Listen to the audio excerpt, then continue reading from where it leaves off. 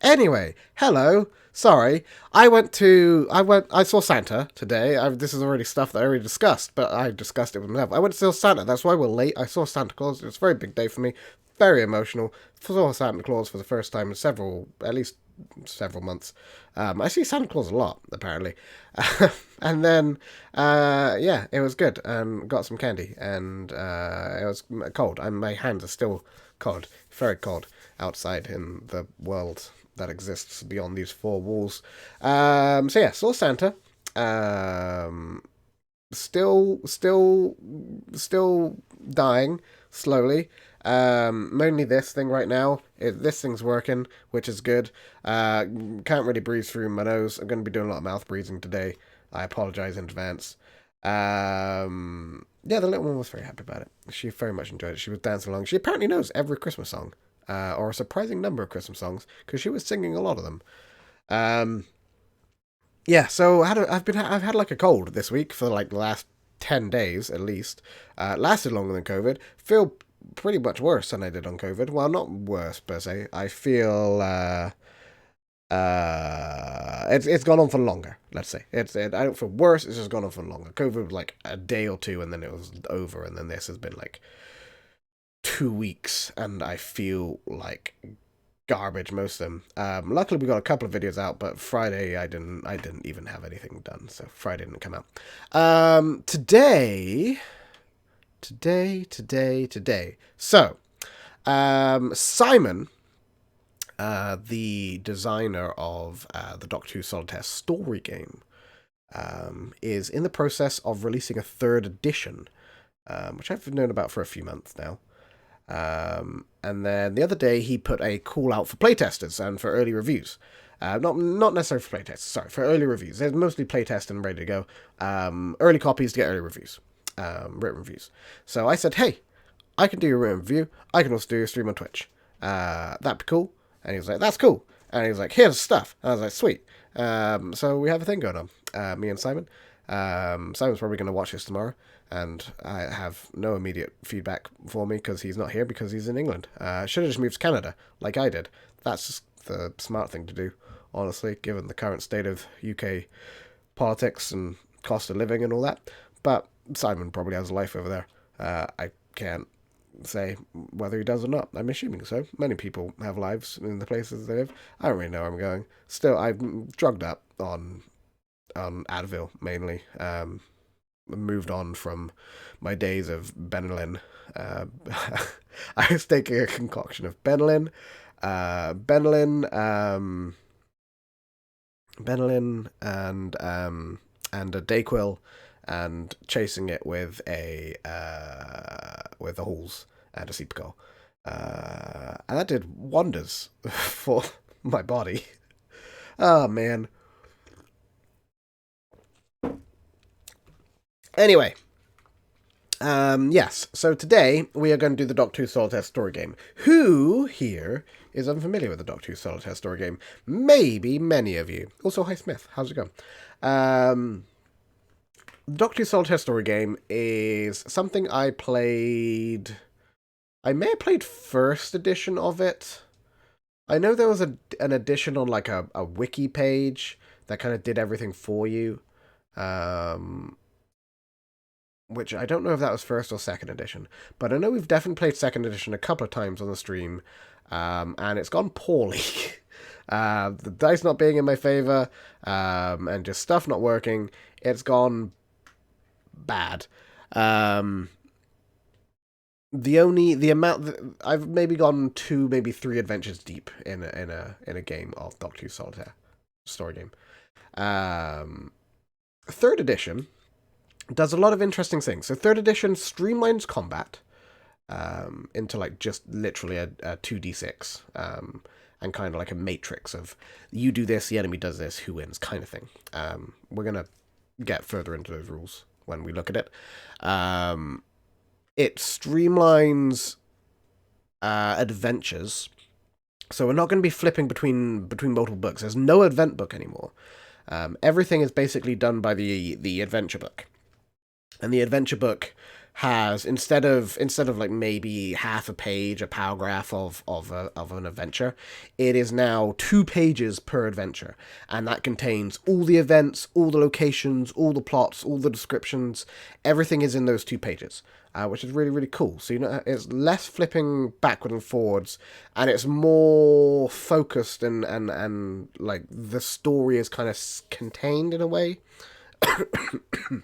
There's the first one.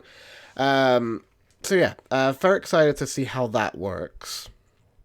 And to mitigate bad dice rolls, there's still luck. Luck is still a thing, but there's also cards you can play. So you can play like idea cards, and everything kind of has cards and gadgets and stuff based to it now as well.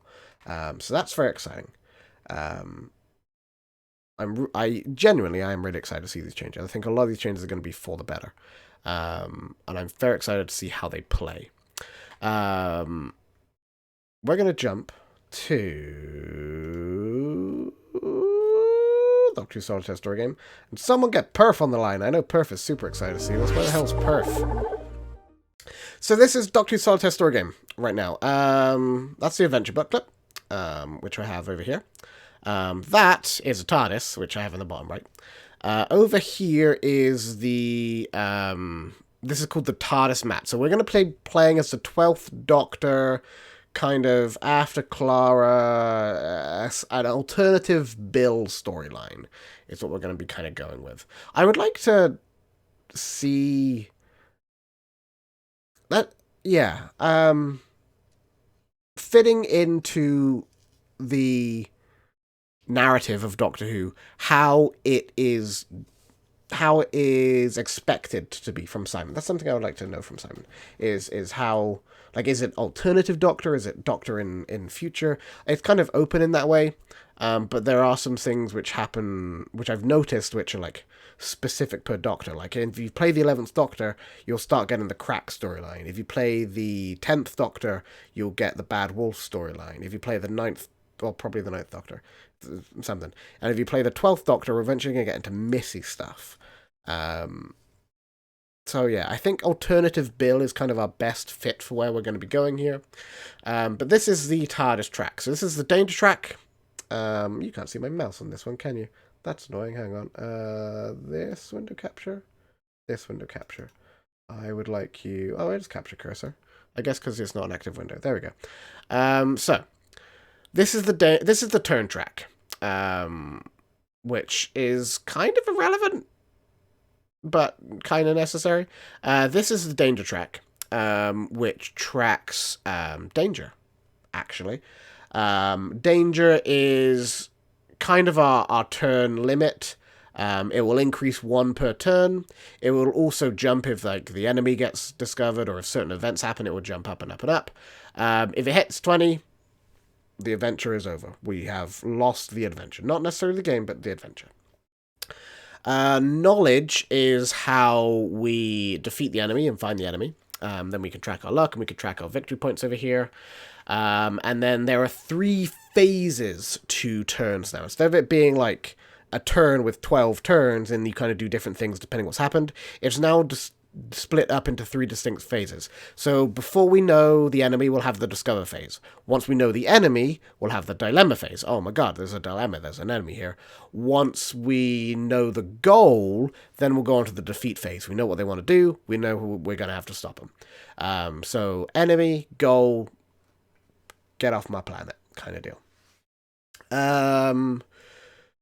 We have the turn seekers down here. The TARDIS has a whole bunch of stats. These are all the cards on this side of things here. I made these decks. Stupidly, I was like... Simon was like, hey, do you want the cards with the backs or the cards without the backs? I was like, no. I don't need the backs. And then I had to make 4 backs for cards. I also need to check... So my ideas cards... If I go to my assets over here... my generic ideas. I have 19 in here. That I can delete. Hang on. So there are 18 generic ideas, which is what we have. So I'm gonna need to add the 3 ideas from for the 12th Doctor. As we're playing the 12th Doctor, I need to add the 12th Doctor's ideas. So let me go grab those quickly. It's in the card pack. Ideas. I split these out. I need to grab the 3 for the 12th Doctor, which I think is this one. Ruthless. Held to the mark. And break the cycle. So we're going to add multiple of those. We're just going to add those to there. That's going to upload those 3. Create. So your ideas deck is 18 generic ones, and then 3 specific to the Doctor you're playing, or if you're playing as just your own custom Doctor, then you just do the generic ones. So we're going to save the changes there. We have 21 in there now. Excellent. There are Doctor-specific gadgets, like there's a sonic screwdriver for each one. I'm not worried. I feel like if another Doctor has another Doctor's sonic screwdriver, that's kind of okay. I'm fine with that. So we'll see what happens there. Okay. So, let's also go Spotify, because I got some music to play in the background. Hot damn, that's loud. And not very Doctor Who at all. I don't know if you guys can even hear it. You can't. Give me 1 second to add a audio output capture speakers, I think. I need to do a transition to make that appear. No. Hang on. Not speakers. Hang on. Remove you. Let's go audio output capture. I'll just make a new one. Which will capture you. That should be right. That's still not right. Hang on. It must be this one. Still not that one. Crap. This one. There it is. Now you guys can hear. Alright. Perf is here. Good. Welcome, Perf. How's it going? Look, you finally decided to show up. Fantastic. Good job, Adbot. Okay. So. We have over here the rule book for the Doctor Who Solitaire story game. We're going to need that. And I think we're good. I'm going to make sure I have you up there where I need you. Lovely. Okay. I'm not going to fight you. Alright. So, I've read the rules as best I can while having 2 kids running around. We might need to refer back to them quite a bit. We'll see what happens here.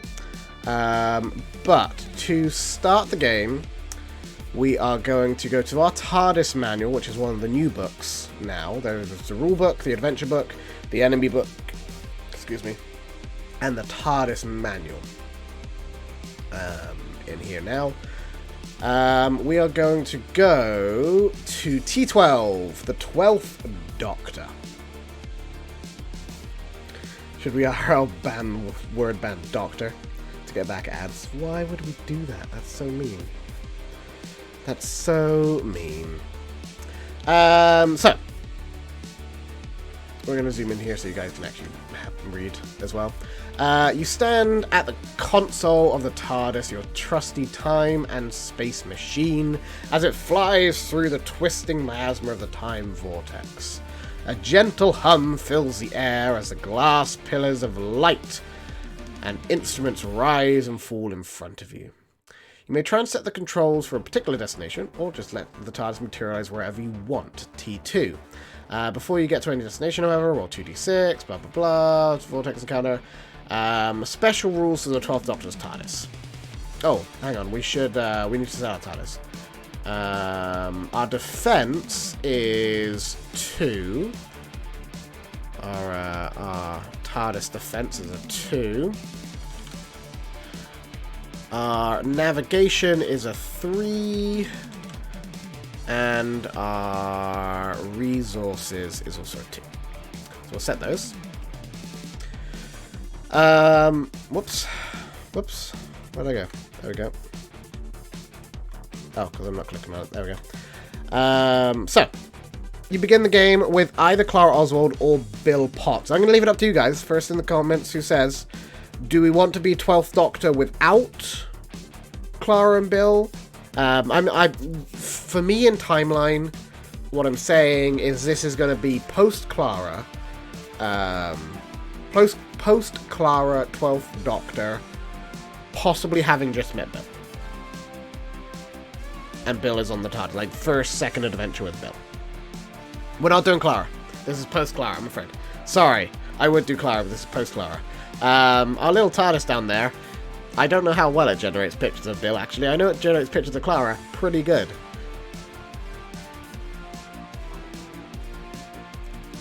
The reason why we're not going to do... Well, I suppose we could do Clara.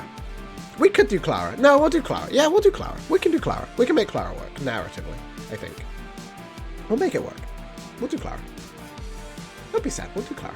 Don't worry. We'll do Clara. So, we're going to go into the TARDIS crew. And I don't want to... I want to recall. Hang on. I want to recall all. I want to shuffle. I want to... no, I need to be able to look at it. Hang on. I need to go to my settings. My TARDIS crew. Allow the GM to pick through the cards. Thank you. So we'll go to the TARDIS crew. And we'll choose. We want to get the 12th Doctor out here. And we want to get Clara Oswald. 2 tiny-ass little cards down here. Let's make them bigger. So this is our 12th Doctor, who is currently hiding behind my head. Good. And this is Clara Oswald. Yay, Clara! Yay, 12th Doctor! So. I want to make them decently sized. There we go. Can we zoom in on them? Yes, we can. 12th Doctor is a Time Lord, for obvious reasons. Quite famously, the Time Lord. He has Brains of 5, Brawns of 2, Bravery 5. That's pretty much standard from 2nd edition of how that stats work. We'll make rolls based on these stats. We'll make rolls, add these stats to them, and make choices based on the results. Has Aware, has Engineering, has History, Running, Science, Stealth, and TARDIS 2. Again, skills are pretty much a straight carryover from the 2nd edition. He also has an ability, so he can pay 2 luck to give +2 to any quality in a conflict involving the Doctor. That's kind of his brash kind of nature from the 12th Doctor. So every character has like special abilities now, which is really cool.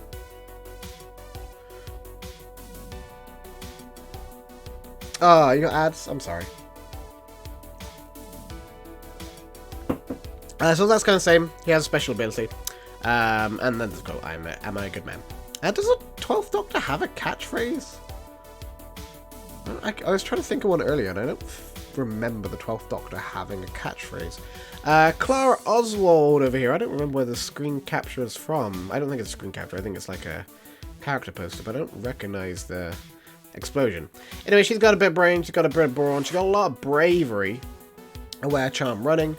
If with the Doctor, pay 1 luck, add +1 to his qualities until the end of turn. Pay 2 luck to shuffle an idea card back into the deck and draw a new one.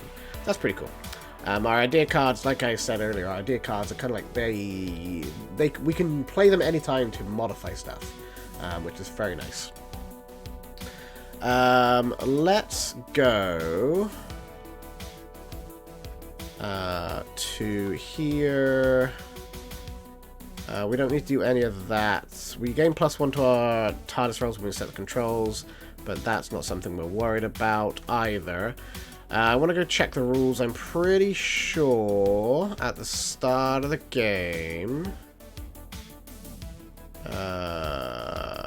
we need... Is there a setup here? I know there's a setup somewhere. I'm pretty sure it might just be in ideas cards. Construct your idea deck, blah, blah, blah. Shuffle the deck and draw 3 random idea cards for your starting adventure. So we're going to get 3 random idea cards. I'm going to draw you. Actually, I probably should. I'm going to recall and shuffle because I don't know if it did recall and shuffle after recalling. Recall all. 1, 2, 3. Those are our 3 idea cards. That's what we have in our hands. Lovely. We have Inner Resolve, which lets me play to give the companion +2 brave until the end of the turn. That's cool. We have a Makeshift Weapon with Donna on the card. Hello, Donna. Play to give a character +2 brawn until the end of the turn. That's also kind of useful. And we have Held to the Mark. This is a 12th Doctor specific, as we can tell by the 12th Doctor down there. Play to prevent a companion or ally from being killed. Add +1 to the danger. So there are downsides to these. We're going to zoom back out here, and I'm never going to get this aligned how I had it before, unfortunately. These are our TARDIS crew, and these are our idea cards, which we will be able to play if we need to. I'll just leave them kind of like down there somewhere. Lovely.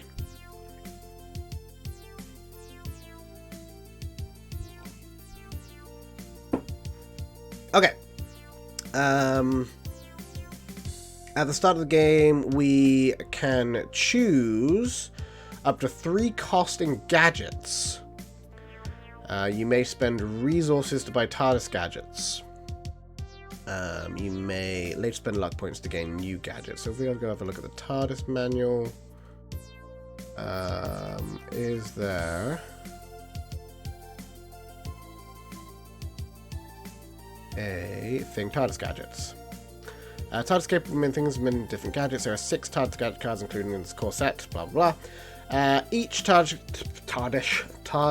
gadget card has a resource cost, as shown at the top left-hand corner, and some have a Doctor icon in the lower left, which indicates which Doctor can use them. You may purchase TARDIS gadgets by spending resources at the start of the game, or anytime the Doctor is inside the TARDIS. Place the TARDIS gadget cards on your TARDIS mat. Okay. We may have a maximum of 3 TARDIS gadgets. So we can spend our resources to get TARDIS gadgets, and we can spend up to just 3 points in general.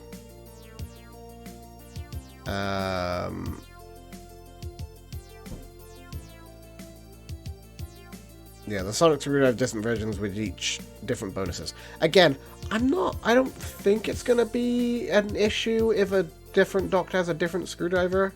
I'm kind of okay with that. I'm not too worried if that comes up. We'll see how we feel later on.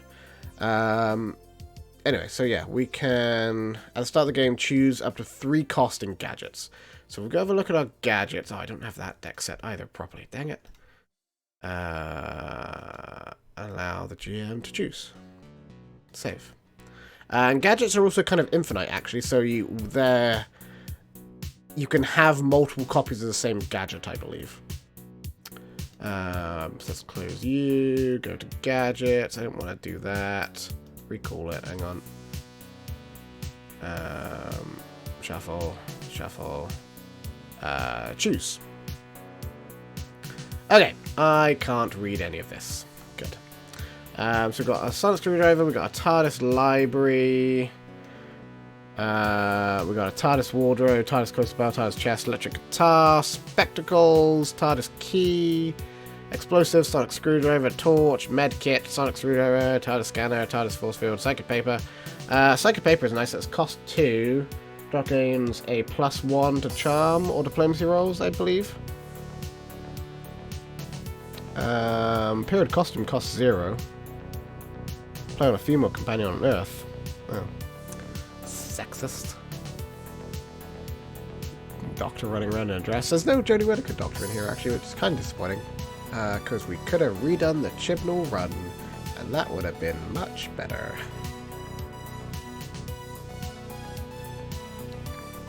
So I think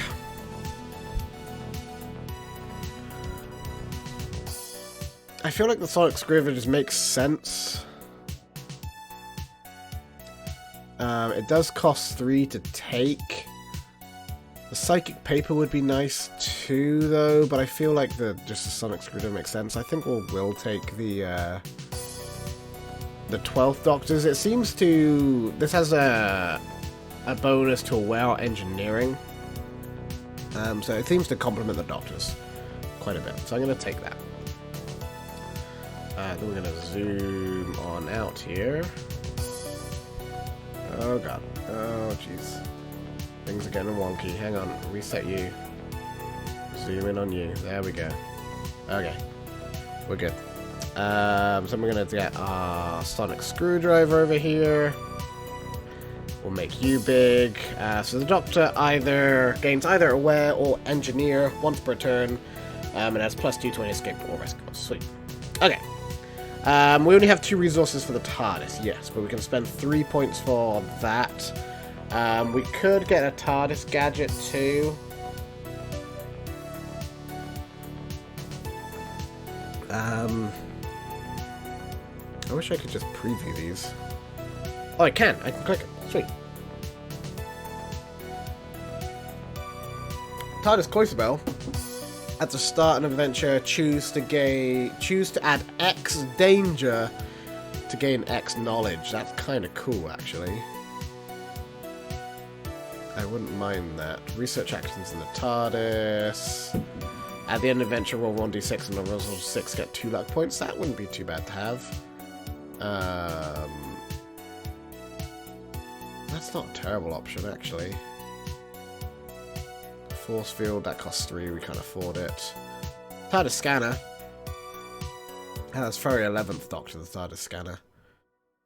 I kind of like having the idea of getting TARDIS chest. Just keeping it and just constantly getting luck points. It's not a bad idea. I'm gonna take that. So we'll drop our resources down by 1 because we've bought something with the TARDIS resources. That now belongs to our TARDIS. I got a whole bunch of circles over here as well, just to mark various things eventually. So that can go over there. Our sonic screwdriver can also go up on the picture too. That's fine. Okay. We need to zoom back out a little bit here. Scroll that down. Good enough. We need to mark our luck. So we're going to put in some text here. We start with... I don't think there is a quick summary of just stuff you start with. Where is the...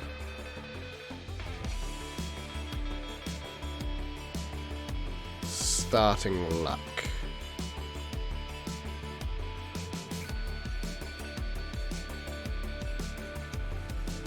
I feel like it's 5.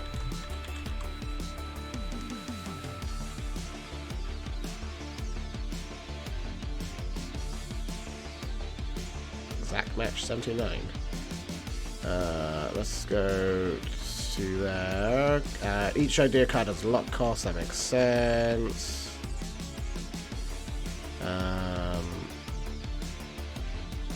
Each gadget has a luck cost as well. To buy the new... To buy them, I think. At the start of the game, choose up 3 cost and luck, so yeah, that's fine.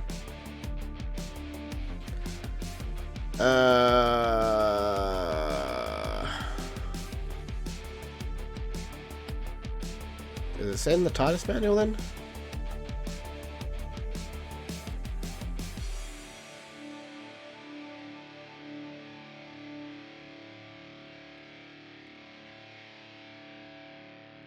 Doesn't say there.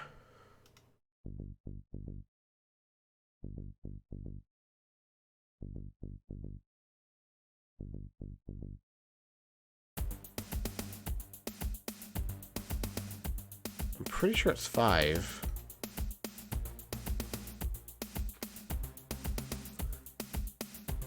The end adventure will use 3 luck points.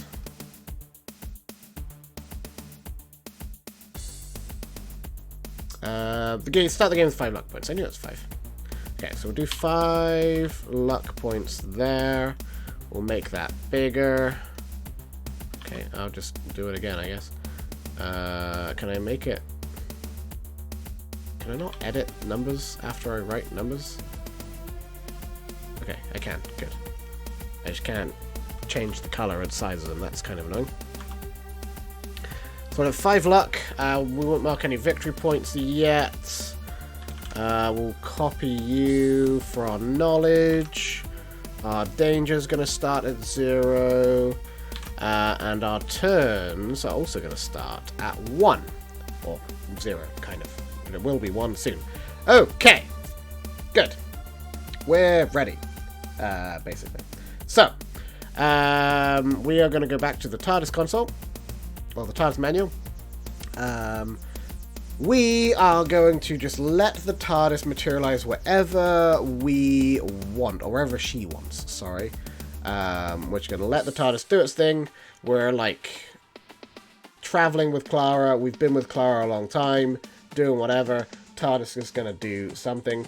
We also need to remember that after our 4th adventure, we need to go to Q12, but we're probably not going to get to that today. We'll see.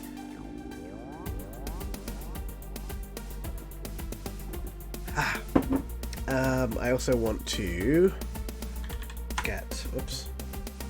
go to docs.google.com so I can, like, keep a running note of what happens here. Okay. So we're going to go to T12, but before we get to the destination, we're going to roll 2d6. We're just going to check that now. It is a 10, so we are going to have a vortex event. And we need to go to, T002. Which is going to be in here. T002, Pilot TARDIS. The TARDIS can go anywhere in time and space, so it's important for the Doctor to know how to pilot his craft. Between adventures and the start of the game, you may try and set the controls, which we didn't bother doing, or just let the TARDIS materialize wherever you want. Before you go on a destination, however, roll 2d6 and the roll is plus 10. Then you first have a vortex event. So we're going to do our vortex event. Flying through the time vortex can be eventful, and these are represented by vortex events. Some vortex events, such as distress schools, might alter your destination. Other vortex events can deposit unexpected visitors in the console room or even cause damage to the TARDIS, so take care of your trusty ship and make repairs when you can. Roll 2d6 and consult the vortex event chart in your Doctor's TARDIS section. Okay. That is 10, a 6 and a 4. Let's go to the 12th Doctor. Vortex event. A 10 is a V06, which is going to be in here. V06, Energy Force. So, as we're going to write some stuff up here. As the 12th Doctor and Clara are flying the TARDIS to their next adventure. You are thrown off your feet as a TARDIS suddenly lurches from side to side, gripped by a powerful and mysterious energy force. The TARDIS rocks violently, caught in a energy force in the vortex. Roll 1d6 and add the current defense. If the result is less than 5, the TARDIS takes a damage. 6 plus 2, that's more than 5. We're good. Sweet. Roll 1d6 for anything else happening, I guess. A 3 is a V18. The Shadow Proclamation. Oh, shit. Okay. We're just suddenly being the Shadow Proclamation. Good. I just want to make sure that we didn't miss anything else in here. You may immediately investigate as an action. I'll roll for a random destination. Okay. That's fine. That's all the part of the 4 sets. So it's number 3, VA18, the Shadow Proclamation. The TARDIS unexpectedly lands at the Shadow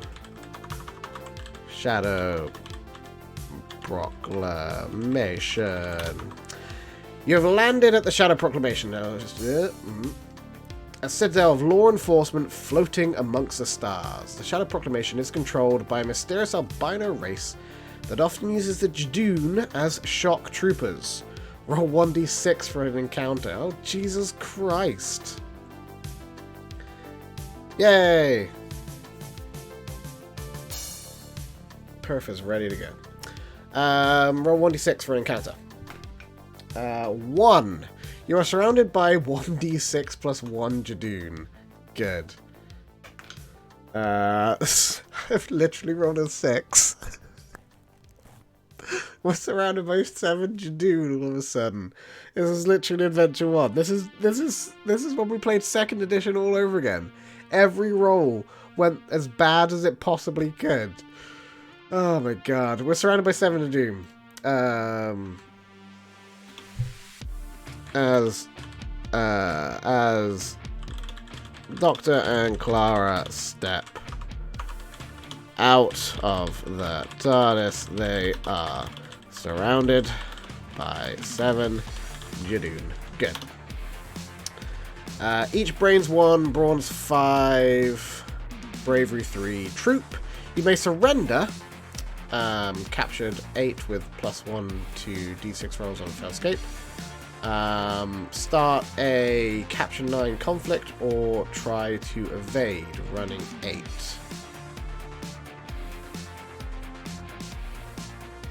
Good.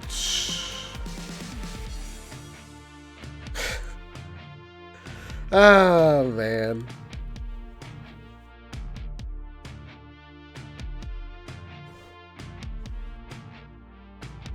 So much for just having an adventure, I guess. Okay. Alright. You may surrender. Captured 8. With +1 to d6 roll on failed escape, see below. Start a capture 9 conflict or try to evade. Okay. So I need to know how conflicts work. Conflicts. When the Doctor and companions encounter enemies or other hostile characters, a conflict can often start. A conflict is more than just a straight attack or a Dalek blah blah. Sidemen might try to shoot you with an attack. The Great Intelligence might try to mind control. Weeping Angels might try and terrify. Okay.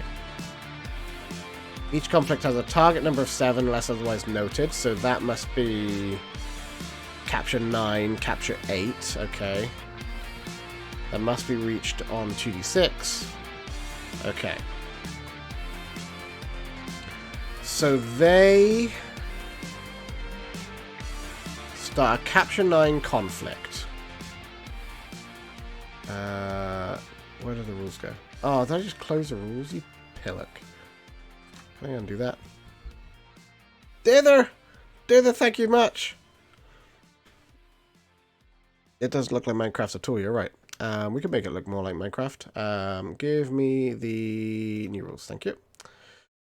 I gotta hide this frickin' thing again. I think that is Shift F4. Yes. There we go. And F8 to hide that bar. Lovely. And I'm gonna drag you back over to where you used to be. Possibly not really. Okay. Whatever. Getting back to the conflict rules. Oops. Let me see the conflict tables.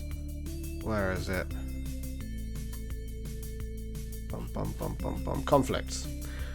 So capture is brawn versus brain. So they will use their brawn. I will use my brain. If the player fails, all characters become captured. 8 if no number given. If the player succeeds, gain 1 luck. Okay.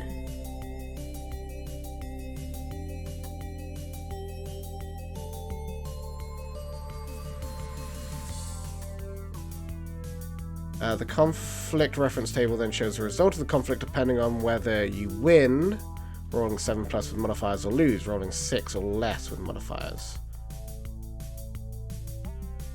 Or I guess more, based on the Judoon. And the Kaz may also list additional rewards and penalties, including winning the adventure and defeating an enemy or becoming captured, etc. Okay. So if we look here,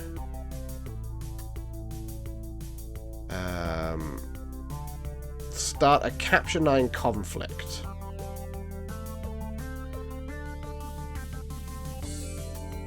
If you invade an encounter or do the escape, then you must make a move 8 action to reach the TARDIS and a successful Engineer 9 or Computers 9 roll as an action to remove the energy barrier that Shadow Proclamation has erected around the TARDIS. If you fail the move or the skill roll, 1d6, and on a 5+ have an encounter as above with -2 to any diplomacy.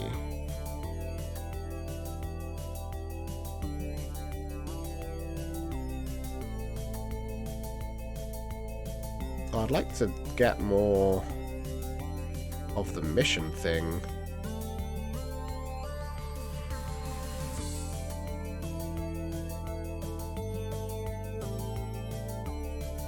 If you're captured here on any failed escape action, you must roll a 1d6. You're executed by the Shadow Proclamation. 2-3, visit by a Shadow Architect. 4-6, no additional event.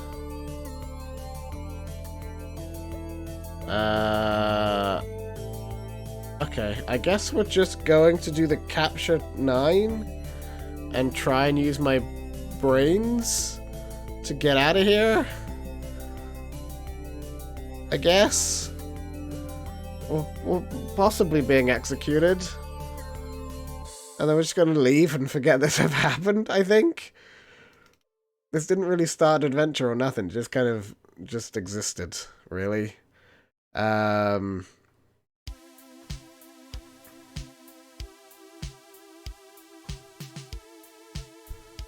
2d6 and a match. Roll 2d6, match any quality total of the enemy against the quality total of the character in conflict. This can be the same or different quality. For example, a capture attack matches total brawn of the enemy and countered against total brain of your character. Some conflicts, as noted on enemy encounters, might only allow selected characters to go head-to-head, so it's Doctrine getting with Celestial Toymaker and not allow you to have the quality of supporting characters. Okay.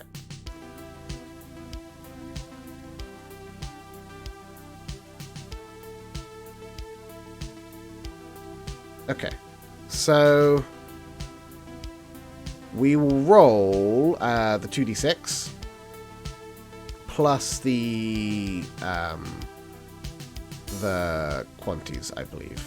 So if we look at an example, Ninth Doctor Brawn 2, Brawn 1 with a Daleks Brawn 8. So you match the 8 against the 3. So it's a modifier of -5. So the Doctor rolls 2d6 and there's only a roll of 12. And it's only on a roll of 12 that you'll be able to beat the Daleks with the conflict. Okay. Because they need to get 8 and 12 minus 5 is 8. So we'll do their brawn, because it's a capture, we'll look at their brawn versus our brain. We'll jump to the TARDIS. There are 7 of them here. Each brawn 5.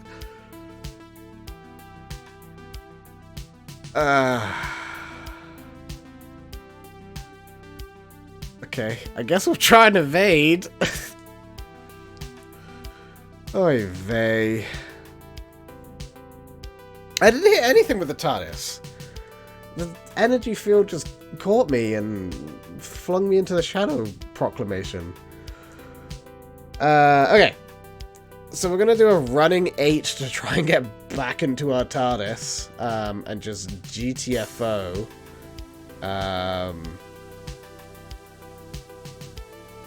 So to do that, we'll roll 2d6 and we'll add any running that we have. We have 2 running.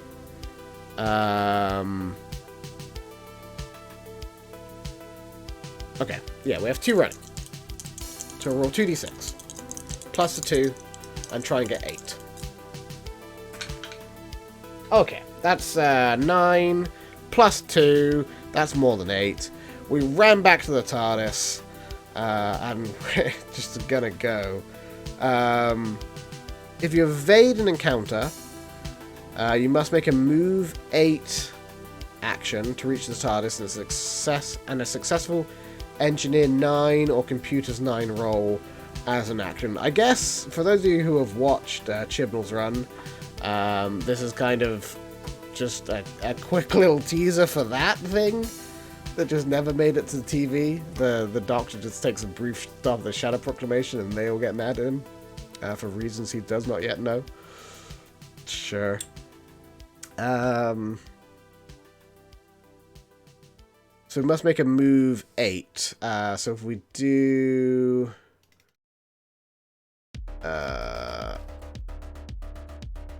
an action. A move action can be used to get 2 characters back together. Each location, blah, blah. If you wish to move to that location, choose a move action, roll 2d6, add running. So we're adding the 2 again.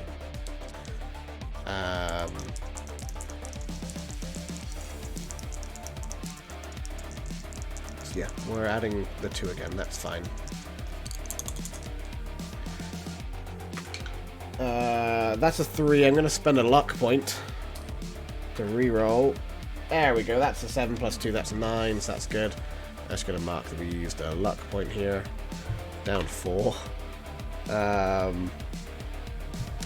The duo successfully evade the Jadoon and run back to the TARDIS. We also should probably let's get this involved here. And we're gonna do the 12th Doctor and Clara Oswald surrounded by Jadoon. Let's see if oh, that's just a name. Hang on, I don't want just a name. Back, go here, go there, go realistic, go create. We got this involved. You guys can see what happens here. Yeah, there's no Jadoon in that picture whatsoever. Just a pretty decent... honestly, out of all the Doctors and all the companions that I tried, Clara and the 12th Doctor work the best. I'm actually going to try and generate that again, because there's no Jadoons. Yeah, there's still no Jadoons. So we're going to go back to the prompt, and we're going to change it to Rhino People. And see what happens here. Doctor, I think we hit something. I'd better check. Peeks his head outside to see a bunch of Jadoons standing around putting weapons at him. Immediately slams the door shut. It was probably nothing. Let's go. Why are there no Rhino People? Pick up on the Rhino People, please. Again. Oh, there's a Jadoon looking kind of dude. Kind of. That looks like from the bank episode. That weird beast there. I love how it just gives the Doctor like giant eyes too every single time. I don't know who the fuck that lady is, but whatever. Rhino People. There it is. Okay. Move 8 to reach TARDIS and a successful Engineer 9 or Computers 9 roll as an action to remove an energy barrier the Shadow Proclamation have erected around the TARDIS.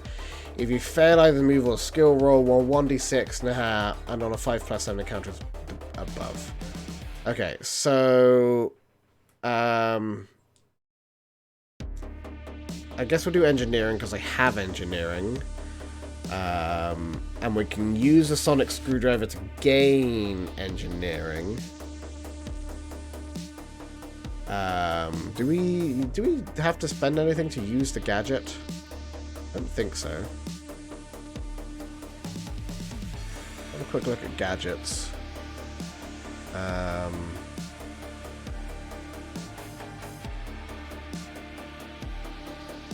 Each gadget has a luck cost as shown in the top left-hand corner.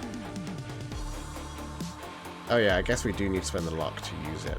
It costs 3 to use it? It's a luck cost as shown in the top left-hand corner. And some have doctor icons on the lower left-hand corner.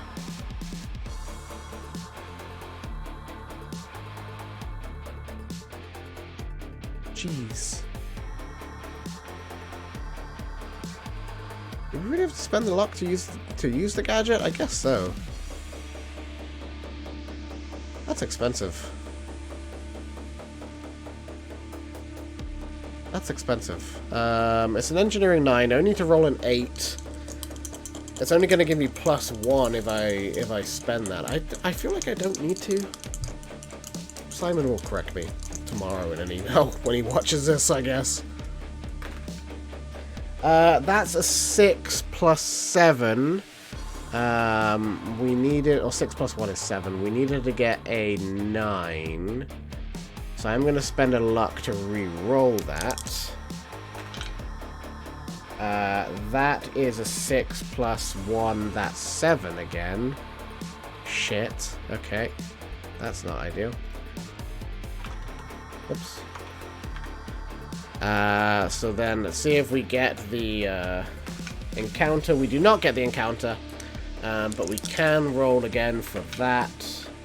That's 4, 5, 6, 7, 8. That's still not enough.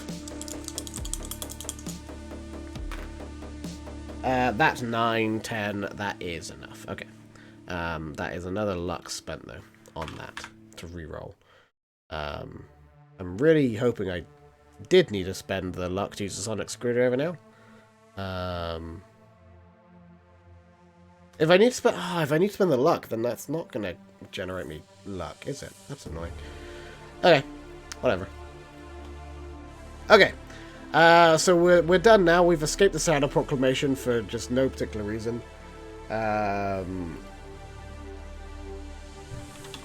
After some intense fiddling, the Doctor escapes the energy field and leaves with Clara. Good. Okay, let's go have an actual adventure, shall we? So we're gonna zoom out of here. We're gonna go back up to piloting a TARDIS. Random destination. If you let the TARDIS land randomly on or fail to set the controls correctly, you must roll in the random vortex destination matrix TM02, which is somewhere in here. TM02. Random destination matrix. I also need to double check.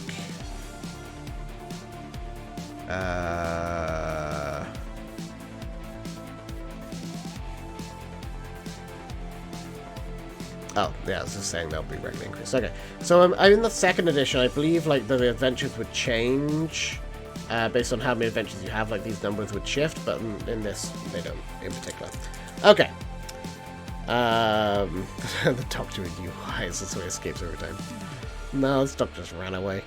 Okay, so we'll do the column first, which is a 4. And the row is a 6. 4, 6. It is adventure 021. Okay, so we'll go to adventure 021. We can look at the adventure book here. Each adventure is spread across 2 pages. So there's less flicking around. Everything we need is going to be across these 2 pages. I have it set kind of like in 1 page right now. Just for the sake of being able to see stuff on the screen. But usually you'd have this open to a double page spread.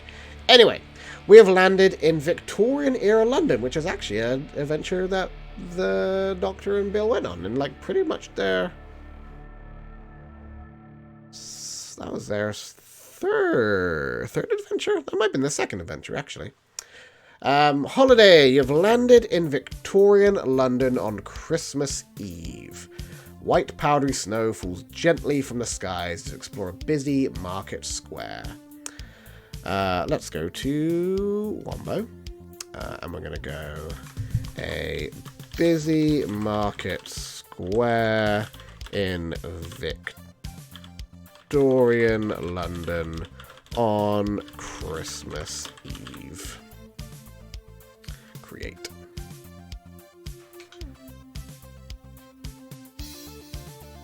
There it is. That's where we've landed. Look at that. Wow. Not very snowy at all. Everyone is in good spirits as they prepare for the festivities, and a choir sings lovely carols on the corner of a nearby street. What could possibly spoil the moment? So danger, Will Robinson. We'll set the danger to 0 right now. The knowledge target is 5 to find the enemy, and victory point is 1. So we'll gain 1 victory point when we complete this adventure. See special events below for more detail on move actions.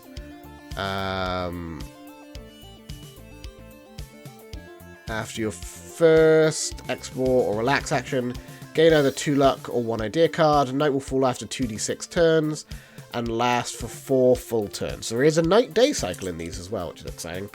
It will fall on turn 5. Will be nighttime, so I'm going to mark turn 5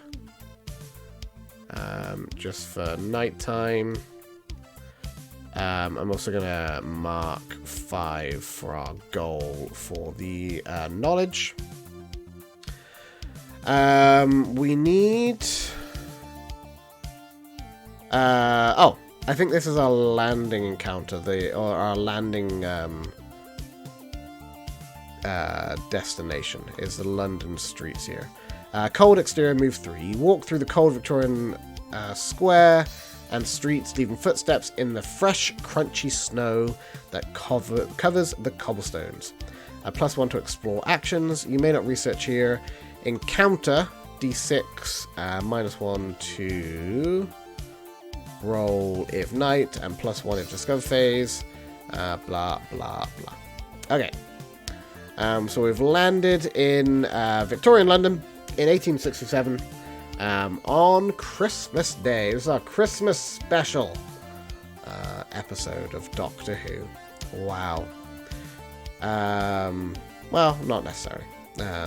The Frost Fair wasn't a Christmas special either, so whatever. It is Christmas Eve, though. Okay, so we choose the player action for the TARDIS crew. In Discover, we can relax, we can study, we can explore, we can investigate. I feel like we should relax. Based on our previous encounter with the Judoon. We're just going to say, screw this. We're having a sit down, and we are considering our life choices, because goddamn, they went wrong immediately. If we want to relax, decide to relax and enjoy yourselves by taking in sights, doing some shopping, or just kicking back, taking things easy. Blah, blah, blah. This action may only be chosen in adventure with the holiday keyword during the discover phase, and if you've not had a plot event, roll 2d6 on the relax action table, adding +1 if you have a native companion with you, which we don't, because she's post-modern era, not Victorian era.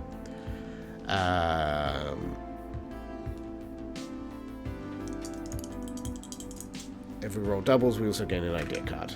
We rolled a 5. A 5 on the relax table, which is going to be somewhere in here.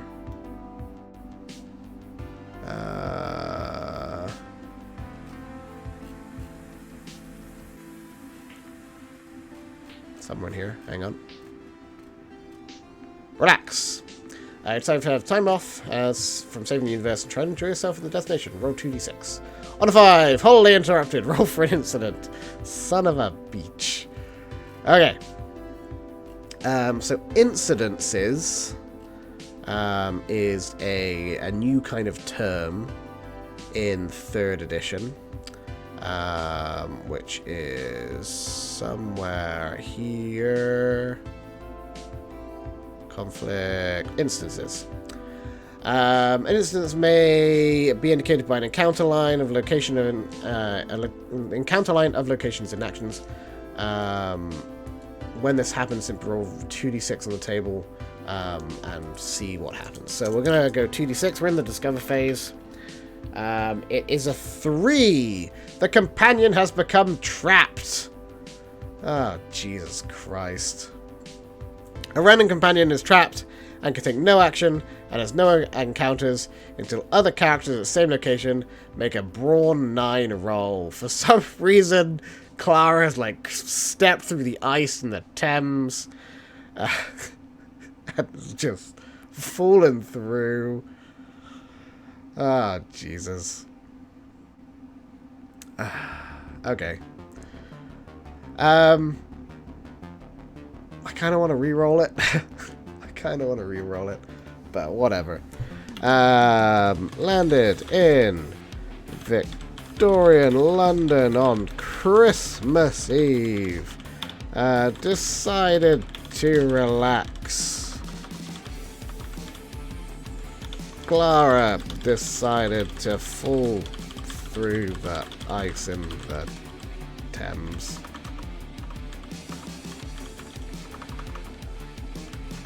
How do you spell Thames? Themes? That's themes. That's close enough. Whatever. I'll learn it. I shouldn't have let ads of all people take you on an adventure. Yeah. Yeah, you have failed Clara indeed. The rolling has not improved since 2nd edition, I can tell you that much. Okay. Clara's falling through the ice. Do I have to make a Brawn 9 as part of as an action until other characters in the same location make a Brawn 9? Trilly, thank you for the sub. I appreciate it. 23-month streak. I guess I can try making a Brawn 9 now. 5, 6, 7, plus my 2 Brawn. That's a Brawn 9. Good. The doctor pulled her out. Good. Lovely. Lovely. Okay. Sorry. Ah, man. Okay. This has gone terribly. Terribly wrong.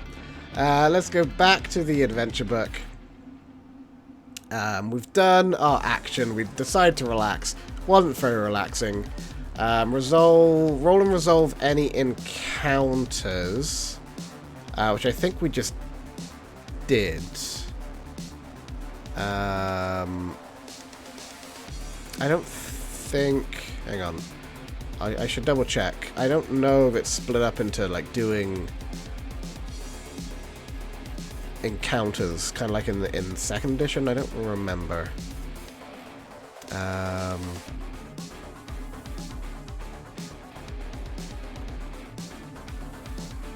Turn sequence.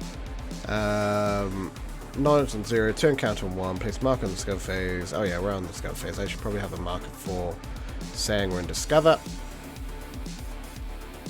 Lovely. Choose an action for your characters, blah blah. Roll and resolve each action, then roll for an encounter at each location where your characters are. Okay, yeah, so we do need to roll for the encounter.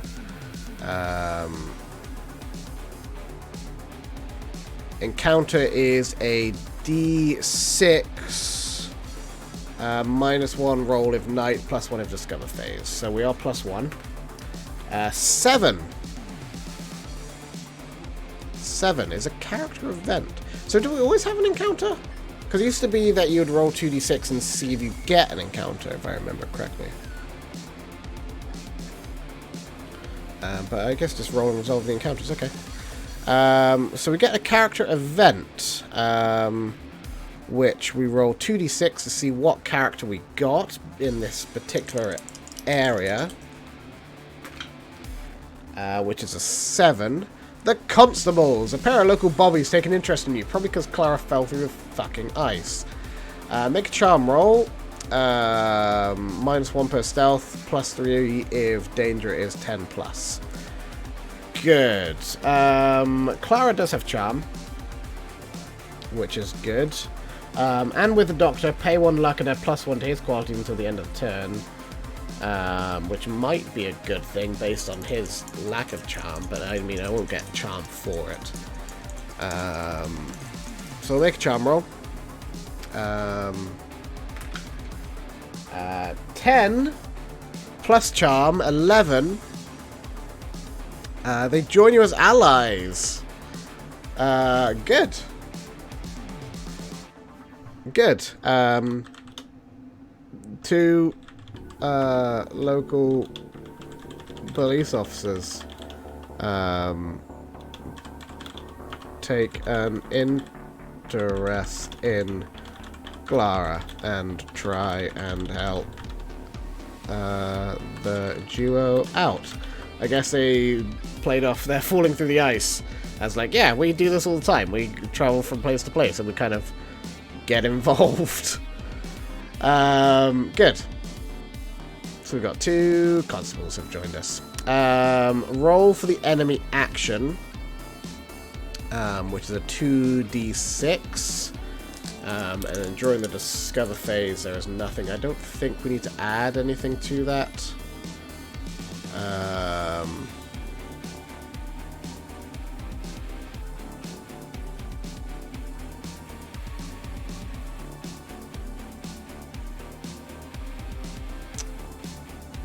Choose an action for your characters to do. Resolve your action and counts roll 2d6 in the enemy action table and apply the results. Okay. That is 5, 6, 7, 8. Which in our particular adventure... in this particular moment in time, the enemy is plotting. Which means something. I think it increases the danger 1 more, if I remember correctly. I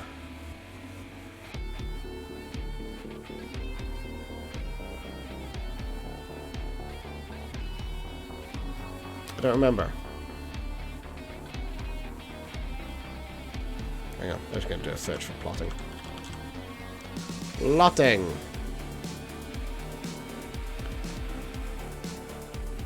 Yeah, +1 danger. Okay. So we'll do the danger up for the plotting. The danger will go up for the turn anyway, so our danger's now at 2. 2 bad things are happening. There is an enemy here somewhere, and they're planning something, but I don't know what it is. Okay. So then we'll go choose an action. We're still in the discover phase. So let's do maybe an investigate. Our bobbies, our constables, a +1 to finding help actions. Okay.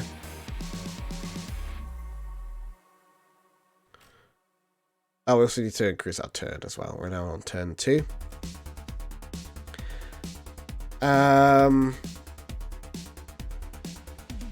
We may not research here. I think we're going to try and do a move action, actually. So we're going to try and move to the tavern, which I think we just need to do 2d6 plus any running that we have. And that will let us move there. See special events below for more details on move actions, though. Due to heavy snowfall over London during the Christmas, the move numbers for this adventure are high and have additional -1 penalty for the night. It's easy to hire a handsome cab and the driver will take you around London, rattling around the snow-covered streets. You may pay 1 luck to automatically succeed at a move action for any location for up to 4 characters. Okay, so I think we're going to do that anyway. We're just going to spend the 1 luck. Just take the handsome cab. Roll a 1d6 to see if we get any gossip, which we don't. But it'll take us and our 2 constables over. We're just going to go to... Shall we say... I was going to do the tavern, but I think let's go to like the manor house. Maybe the constables have heard of some kind of rumor at the manor house that something might be going on there, and we're just kind of getting involved. Okay, let's do that.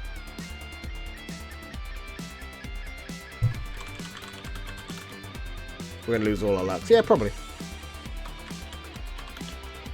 Probably. I really would like to know if I could have just used my sonic screwdriver and not like have to spend 3 luck to use it every time. I'm not sure. We're gonna have to work that out for the TARDIS chest, actually. Move to the manor house. Magnificent residence on the outskirts of London, owned by a rich gentleman. Add +1 to investigate and plan actions here. And there's the encounter. Adding diplomacy or stealth. So we've done our move. That is our action. We're gonna roll for the encounter, adding diplomacy or stealth. I have stealth from the 12th Doctor. The Bobbies.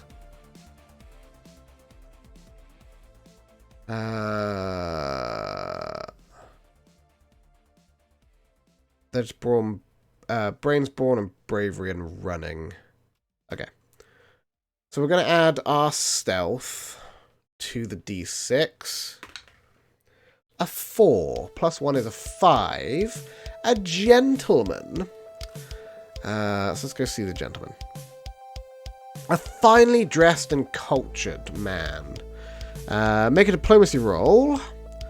On 2d4 local police are called, the constables, which we have not. That makes no sense, but we'll see what happens here.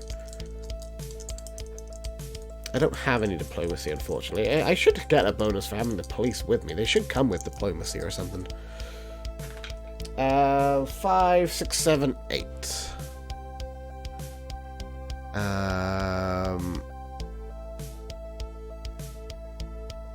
Roll for a plot event. Yay, we've met a gentleman. Move to the manor house. Met a nice gentleman. And got some plot event.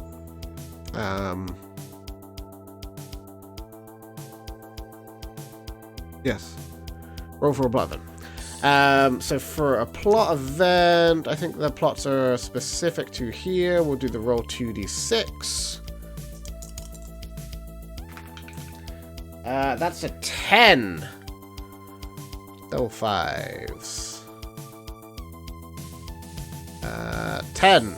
Oh, an odd burial. Discovered that a recent service at a local church was very, very strange. If you go to the church location or undertakers, see below location and make an aware 9 roll. Either reveal the enemy or gain 2+ knowledge. Met a nice gentleman, and he told us of a strange burial which took place a few days ago. Few days ago at the church. Okay. So then we'll roll for an oh, that was our encounter, sorry, at the location. Roll for the enemy. We're still in the discover phase. The enemy 5, 6, 7, 8 is going to be more plotting, so the danger is going to increase. Danger is going to increase from the end of the turn. Turn is going to go up as well. You can use our stealth and stuff, like during evades and certain events will call for it and stuff like that. Okay. So I feel like we should go to the church. The church is a move 8. I could spend another luck for another handsome cab.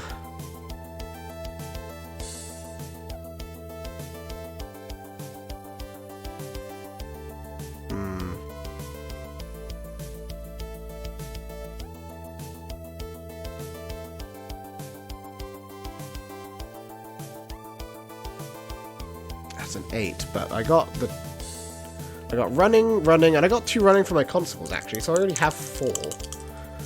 So let's go to the church. Yeah, that's a 5, 6, 7, 8 plus the 4, so that's plenty. So we move to the church. move to the church. And an old stone church that looks unused and ill-kept, but you might find something useful inside, or perhaps in the old graveyard. +1 to research actions here, encounter, which we will roll for now, is a 2. A secret passageway. You might automatically move to a random location. I don't want to. I want to stay at the church. And an enemy event, or the enemy action, is a 7. Nothing. They're doing nothing yet. Okay. So at the church, we're going to do a research here. Research with history. I have history, so +1, +1. So +2. And we'll do the research. I'm assuming there's a research table.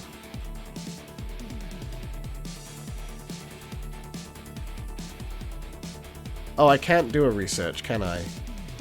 I can only do an investigate. I can only research when we're in the dilemma phase. Okay, so let's do an investigate.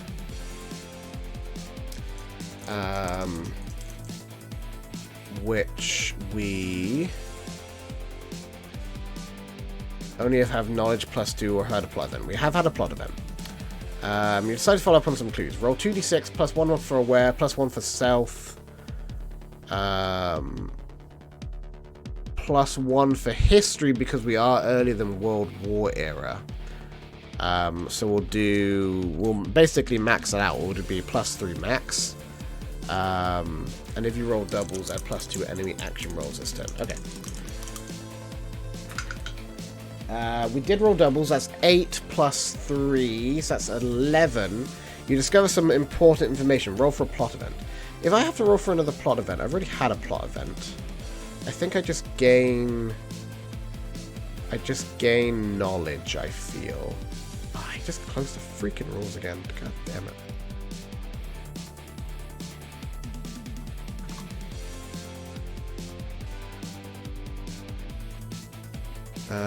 If I roll for a plot, and I roll for another plot,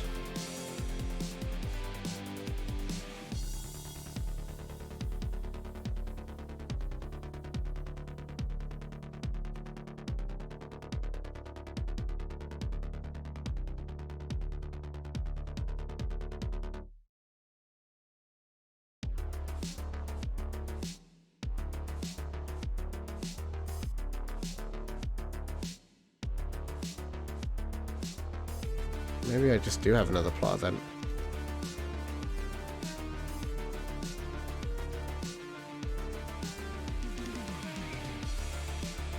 Okay, I guess I get another plot event. Roll for a plot. Let's go back to the adventure book. I did increase the danger, didn't I? I did increase the danger.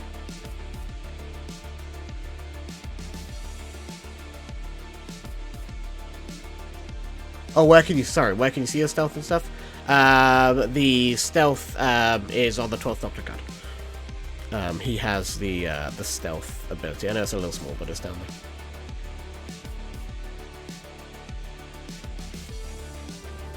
I'm sure I increased the danger. We've had 2 turns, so we +2 danger, and we've had 2 events which have increased the danger because they did plotting.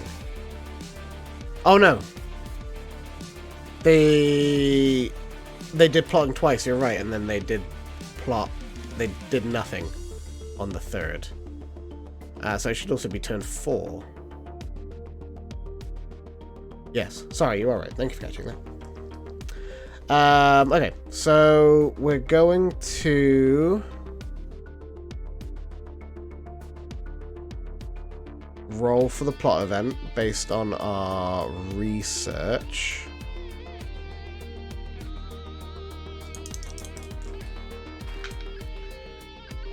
Which is a 3.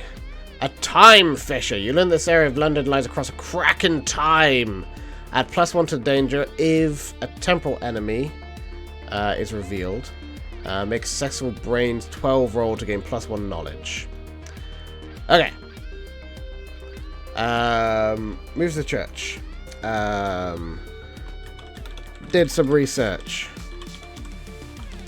Oh no, did some investigating. Did some investigating.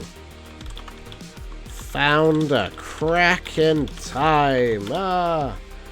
Let's see if we can do our brains 12. 5.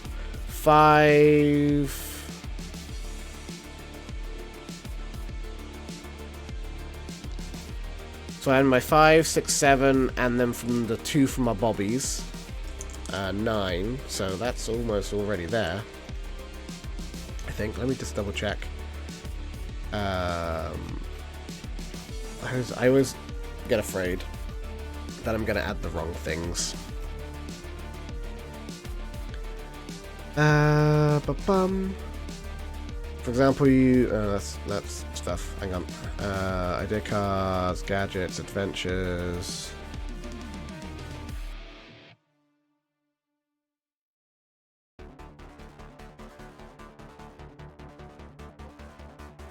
Yeah, they do have the luck to play them too, or the idea cards, so I think we do need to spend the luck to use the gadgets.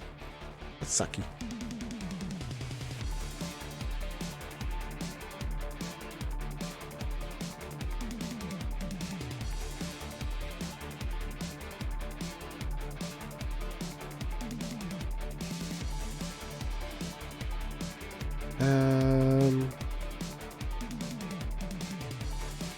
Where's the thing on rolls? Hang on, I need to make sure I'm adding the right thing. Enemy actions, incidences, ending adventures, skills, keywords.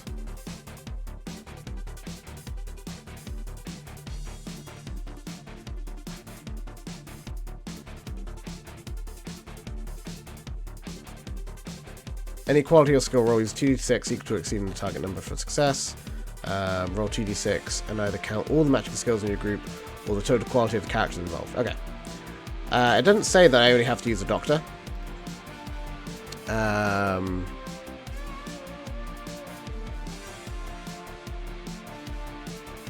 Make successful brains 12 roll. So we have 5, 6, 7, 8, 9 from our 2 bobbies because they're still with us. Plus 7 from the roll. So that's 16. So we gain 2 knowledge from learning of a time fisher. Nice. Then we will roll. That was basically our action. We'll roll now for the encounter. Another 2. We found another secret passageway. So we automatically move somewhere. We found the same secret passageway, I guess. Do I want to follow it?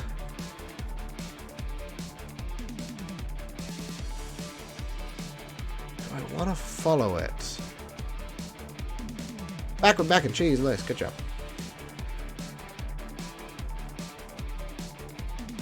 Where could I go? We're still not in the dilemma phase yet either, though.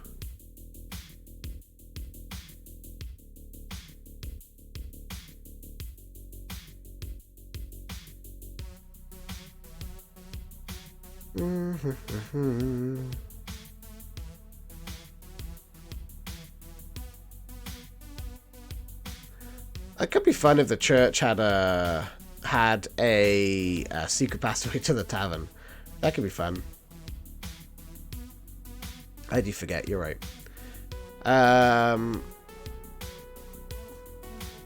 Sure, let's just do an automatic move to the tavern. Why not?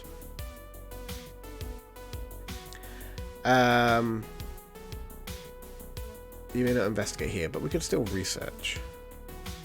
Oh no, we may not investigate here. God damn it.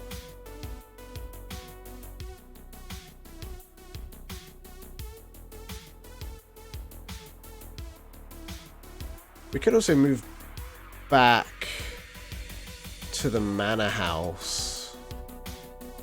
Okay, let's do a secret passageway back to the manor house. Because we can get +1 to investigate there. Oh man. That's better. If Ed has a choice to make, I vote we go for the option he decided not to take. Better odds of survival. It's true. Yeah, we're gonna find a secret passageway back to the manor house. The enemy is rolling a 10. An enemy encounter at the manor house. Oh no! Or in the secret passageway, one or the other. An enemy encounter. Panic. Okay. Enemy. We're gonna roll a 1d6. The enemy is a gothic enemy,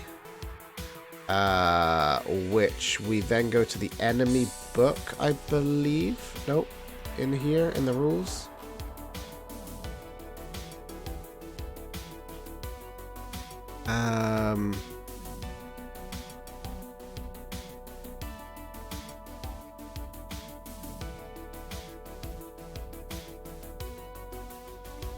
When you start an adventure, you don't know where the enemy is. That's the objective of the Discover phase. The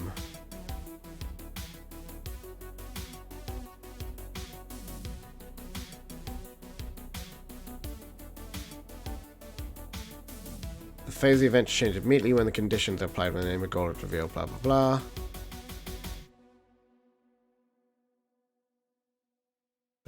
I'm pretty sure there's a table to roll against to see what our gothic enemy is. Let's do a search for gothic. I'll find it.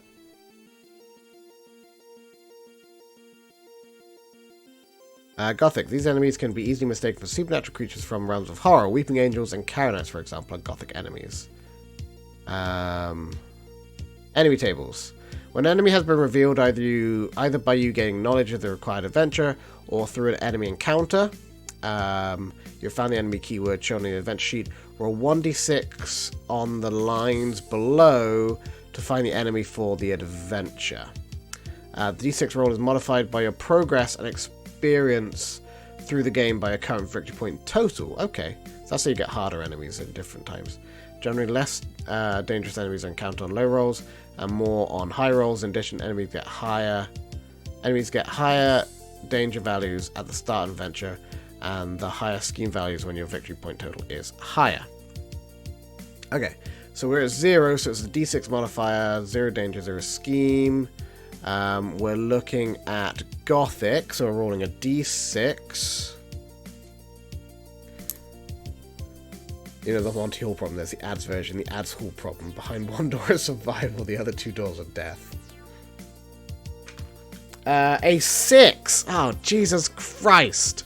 It's the Weeping Angels, Enemy 01. I know that because it was the preview that came out. Enemy 01, the Weeping Angels. In the secret passageway, we have discovered 1d3 angels. Follow the secret passageway back to the manor house and encountered 1 Weeping Angel. At least 1 roll has gone correct today. +1 in danger 8 to 15, which is not. The angels are troop. +1 to qualities at dark locations. It will be getting dark next turn because it will be nighttime. If you're not at a dark location, have more aware than the number of angels. They're quantum locked status. Their face hidden. They're quantum locked statues. Face hidden. More aware than the number of angels. I have 1 aware. Clara has 1 aware. It is quantum locked. Make an aware 9 roll to gain +1 knowledge, and encounter ends. No, that's an aware 3 plus a couple. That's only 5. But the encounter does end because they are quantum locked. Okay, good. We have found angels. One angel. As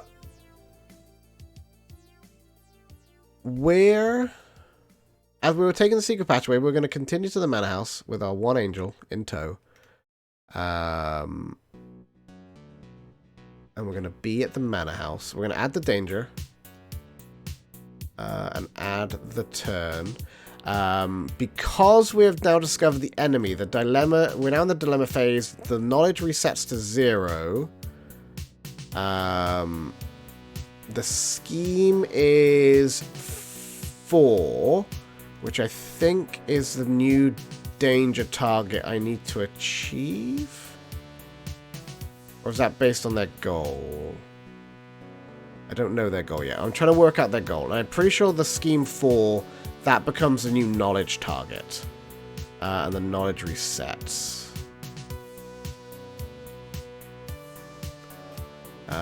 Let's go back up. Or let's go search for dilemma.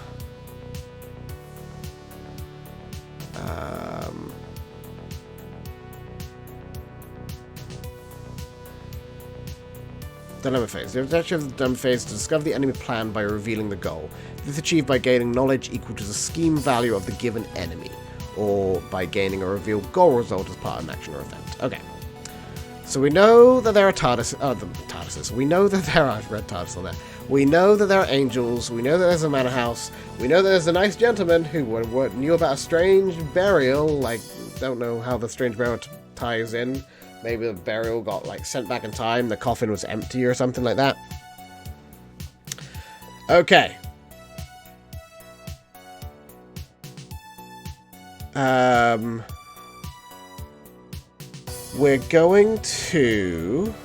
We're in dilemma. So I guess now we're researching. So we're going to do a research. So we're going to get to our research table.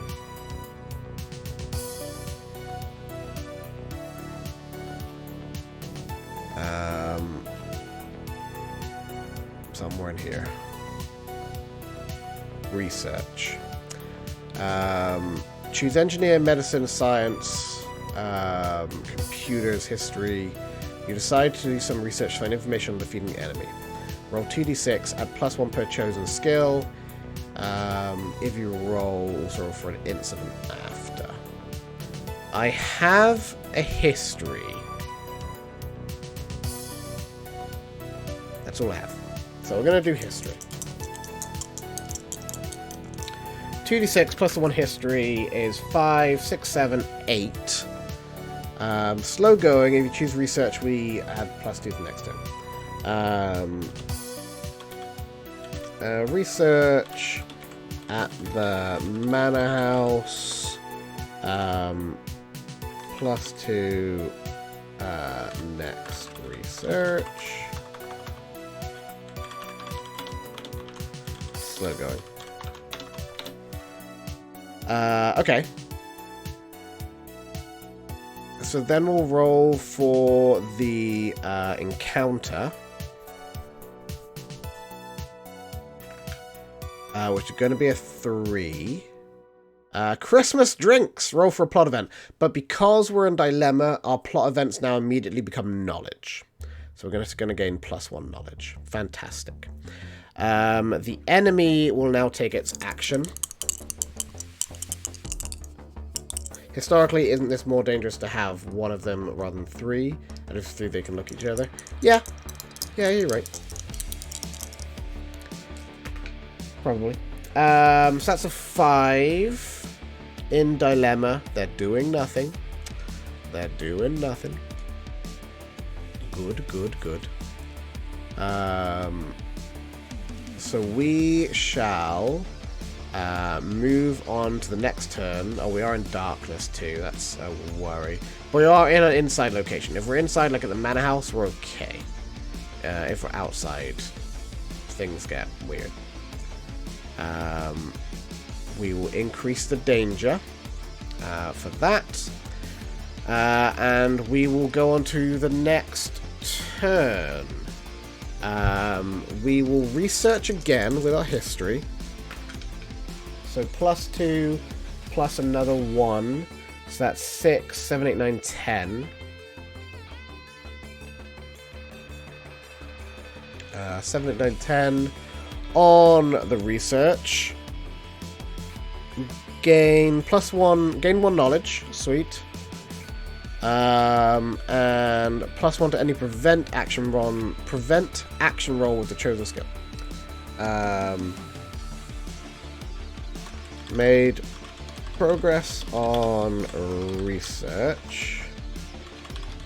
Bonus to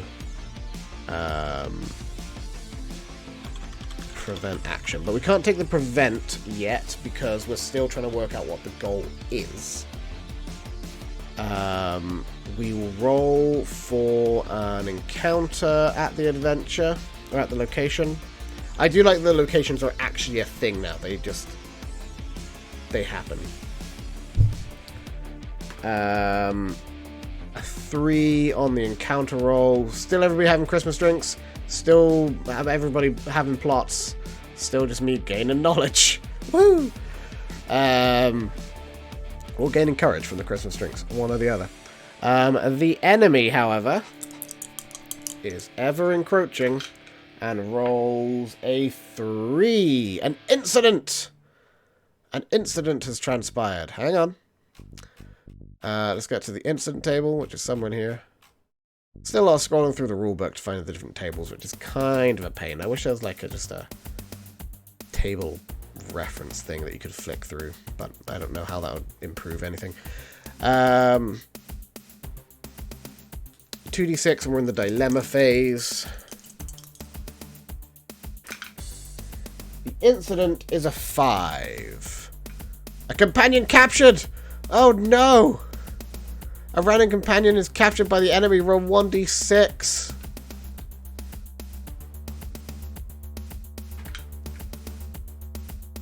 It's a 5. Captured at a random location.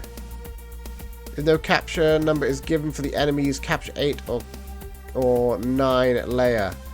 Do you have a capture?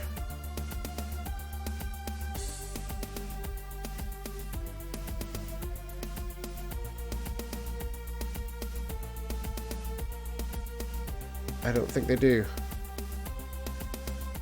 Outwit, terrify. Capture 8. Oh no, Clara's been captured by an angel somehow. They just took her away.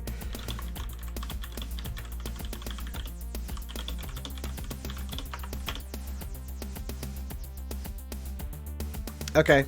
Clara's been captured by an angel. We will go add 1 to the danger. And then add 1 to the turn.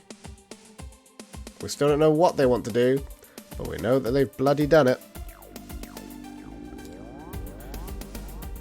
Okay. We still... Our bobbies, they give us help to seek information, don't they? Constables, help, or find help action. That's in defeat.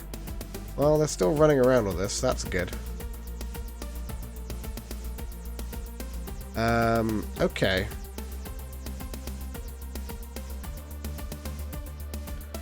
+1 to investigate in the manor house, which is in a discover. I feel like Clara would have randomly gone to the church. I mean, it's technically roll for a random location, right? Companion captured. Capture instance. If they're captured, they're in no instance. Otherwise, roll 1d6. Oh, that's me captured. Captured instant. Okay. Companion captured. A random character. Roll 1d6. Captured at a random location. So I stood roll for the random location of where she might have gone to. It really should come up with the church, to be honest. And I wish you could just kind of say it was. She'd been taken to a factory. Captured by an angel. Taken to a factory. That's a 9 to move to. That's a big old move. I feel like we should hire a stagecoach and spend our last luck. Captured in a factory. Do I want to move? Add +1 to investigate or research actions here. I feel like I should move to the factory. It's a move 9, but I got my coppers, so we're +3 on running right now. 6, 7, 8, 9, 10, 11. We're going to the factory, baby. The doctor and the coppers run. Run to the factory. Woohoo, even in the dark, they wouldn't have any kind of problem getting to the factory there. A huge smoke-belching factory behind securely locked gates. You must make a charm 8 roll to enter. Stealth 8 roll if night. It is night. It is night. I can use stealth. Night will end in a couple of turns.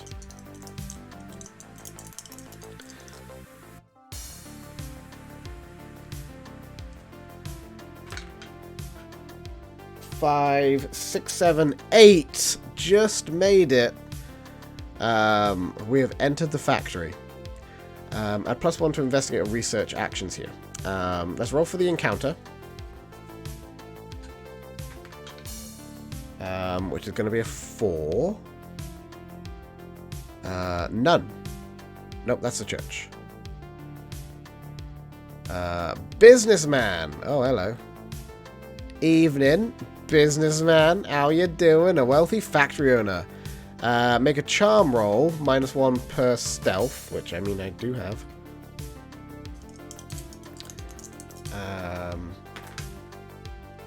This is Snake Eyes. He accuses you of thievery and calls the constables. The constables are already here.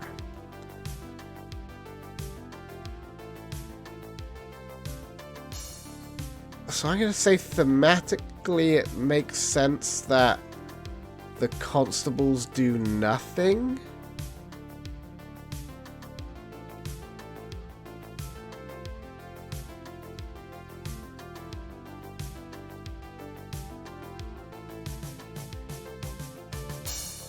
Right? I have constables with me.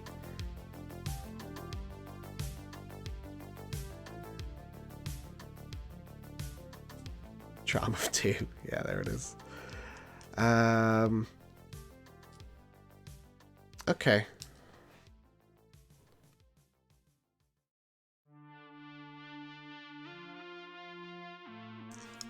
-1 per stealth. Okay. Well, let's do a -1 on the constables, minus another one because of the stealth. 6, 7, 8, 9, -2, so 7. No further event. Okay, so the constables managed to talk it out. Run into a businessman who accuses us of stealing. The constables manage to work it out. Okay, so that was our event in the factory. The enemy... The enemy has rolled a 5. They're plotting, so the danger's going to increase. We're going to increase the danger for the end of the turn. This is the last turn of night. 1, 2, 3, 4. Okay. We're going to investigate. No, we're going to research with engineer.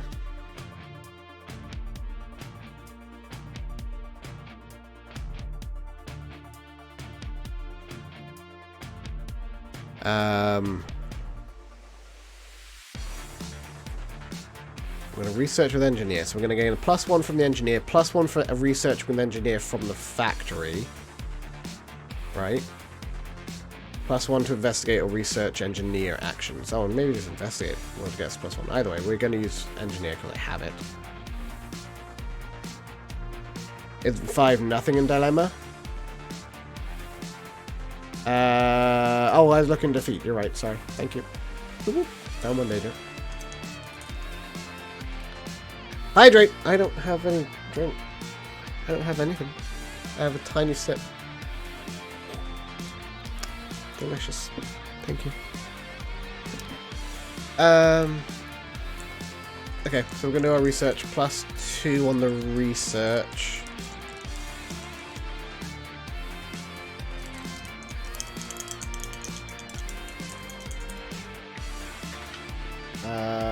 That's 6, 7, 8. That's not great, I don't think. Slow going. Fuck. This is always the problem I would end up having. Could I use... I can't really use a card either. Plot... ideas card. I can't use an idea card. Slow going... research.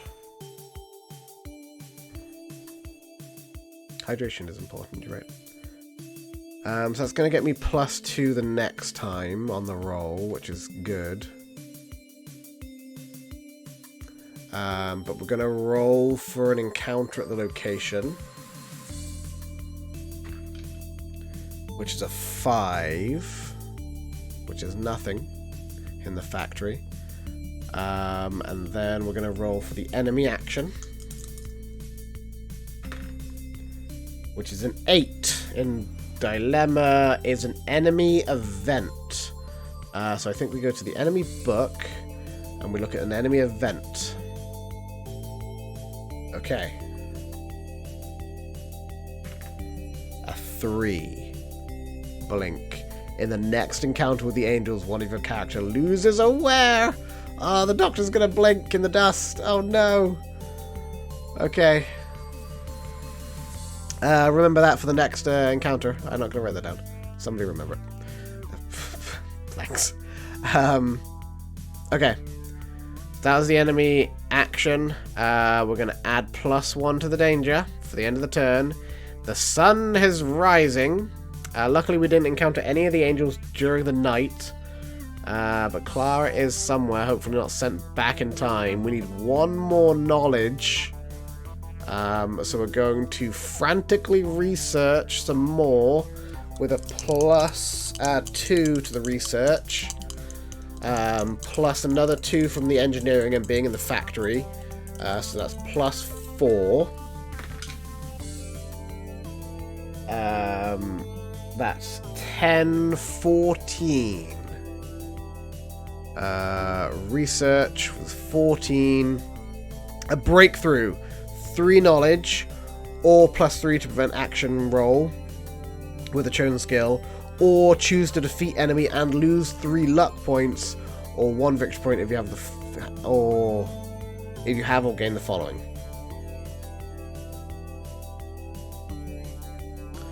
I don't have any of that. So, we've made a breakthrough. Slow going research. Doctor's eyes are getting dusty. Breakthrough on research. +3 knowledge. So boof, boof, boof. We've blasted through the knowledge in the dilemma phase. So if we go to the rule book, and we go back to the phases. Oops, let's go this way.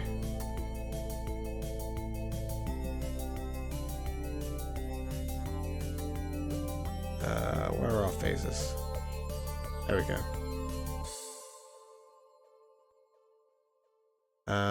If you complete requirements or a goal before danger reach 20, blah, blah, 10 seconds, blah, blah. So I think we just reveal what the plan is. We've now worked out. That scared the academy, the explosion.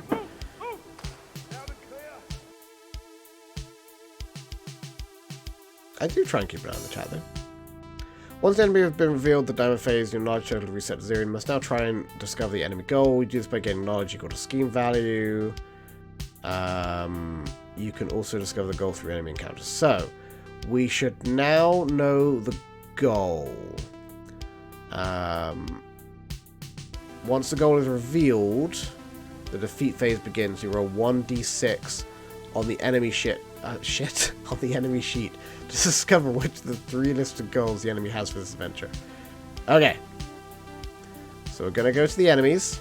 There's the goals. We're going to roll the 1d6. Technically a 1d3, but, you know. It's a 1. Regeneration. So 5 victory points. Resurrection. The Weeping Angels are slowly feeding off raw enemies from a nearby time rift. That makes sense. Roll for a random location of the rift. We already know it to be the church, though. So I'm going to leave it as the church, I think. Excuse me. Sorry. If the danger is plus 18, then now plus 1 to each quality. So yeah, they're fine. The angels are trying to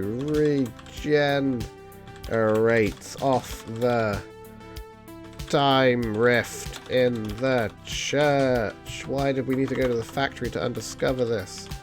Who knows? Okay, so we can either cut the energy source or alter the energy frequency. We did have...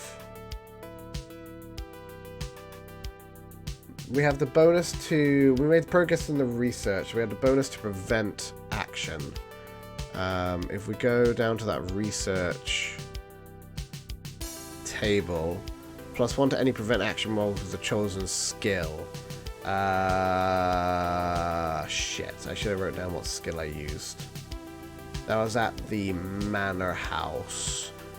So I would have been using...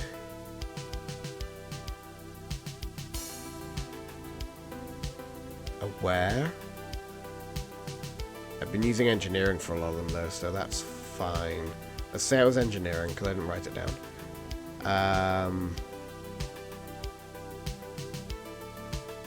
The enemy... I can, with the alter frequency, I can add the plus 1 to there. Okay. So. We're going to have to get back to the church. We know the goal. Once the goal is revealed, the defeat phase begins. Roll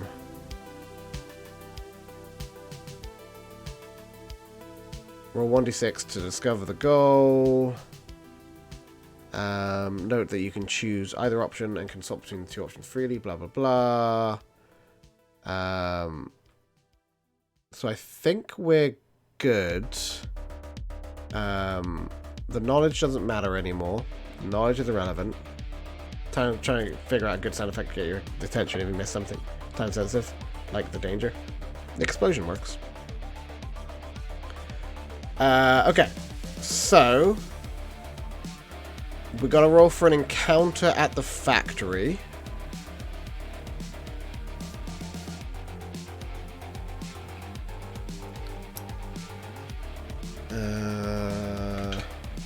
A 2. Oh no. Enemy event. Oh no. Oh no. No.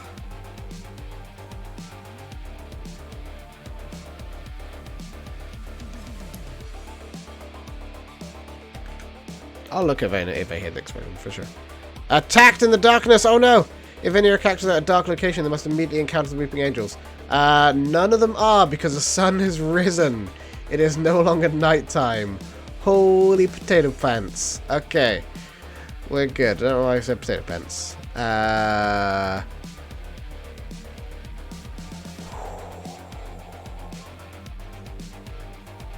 Good. I think we're good. Luckily, the sun rose just in time to spot angels. in the factory. Ah, no. No. We're good. So let's roll for the enemy event, or the enemy action, sorry.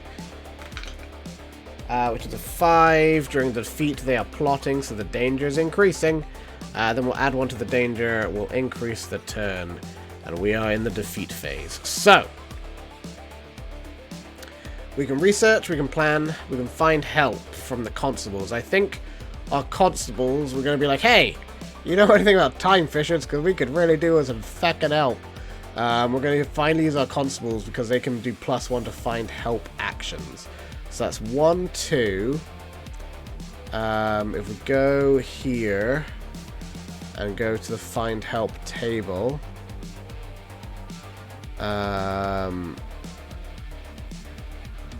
get some help defeating the enemy. Roll 2d6 +1 to diplomacy, +1 per charm, -1 of holiday. Oh, how do I rescue Clara? I should probably work that one out before I leave the factory. Because Clara got captured. I guess I need a... Do I need an enemy encounter in the factory to make that happen?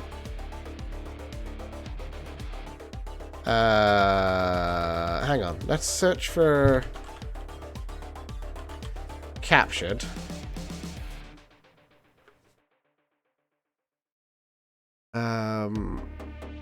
Challenge. Only possible enemy has an outward conflict option. And only by a character with bravery +3.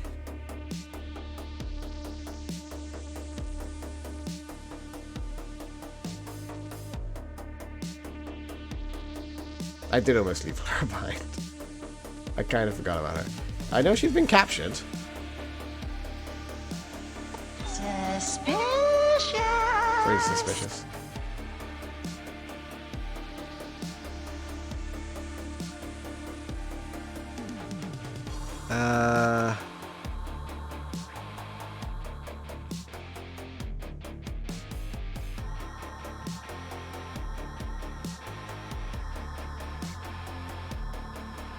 Escape. I suppose I could have been rolling escapes for her and stuff too, actually. Rescue some characters. Okay. If at least one character is not captured, you can attempt to rescue the other characters as an action. If the rescue is in the same location as the captured character, roll 2d6, add stealth skill, plus modifier from any gadgets like a sonic screwdriver. Oh. Which adds +2 to any rescue roll. So I guess I can do that then.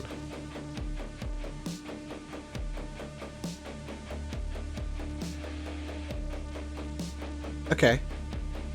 So it's a capture 8, because they don't have a capture as far as I can tell. I have stealth. I have the screwdriver, so +3. That's 10. +3 is 13. That's fine.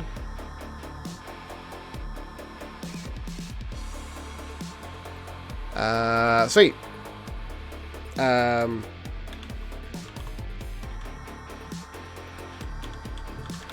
Rescue Clara. Probably should have done that earlier. Rescue Clara. But we're still gonna have to... That was our action for the turn. So now... We're going to roll for the factory event. Which is a 2, which was... an enemy event. Oh, Jesus Christ. An enemy event. Which is a 1. Fear. A random human ally with bravery lesson 2. How much do the constables have?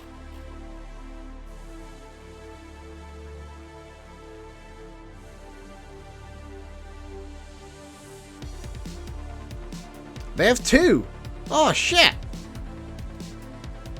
They're good. We don't have anybody with bravery lesson 2. They overcome with dread.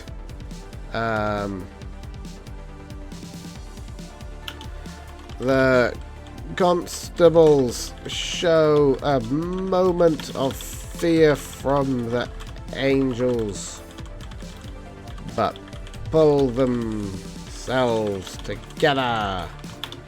Yay! So glad we got these two police with us.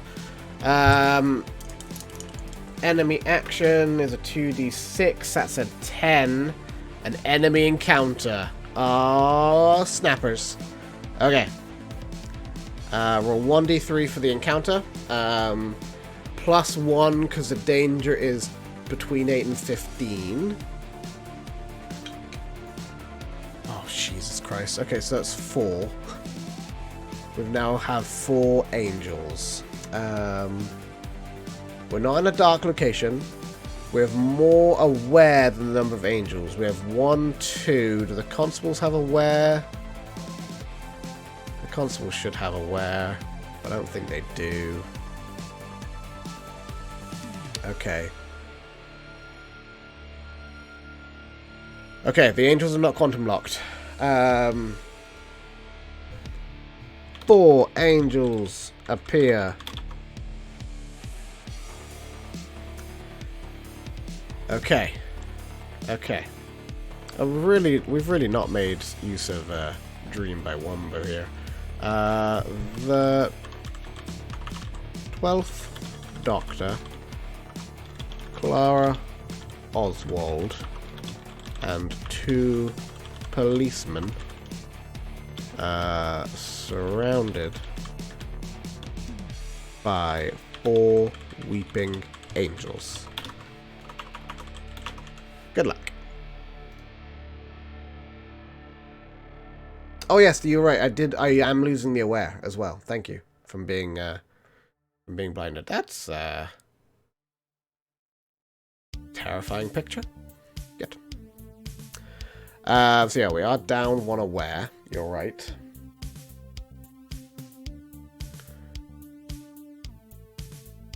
Yeah.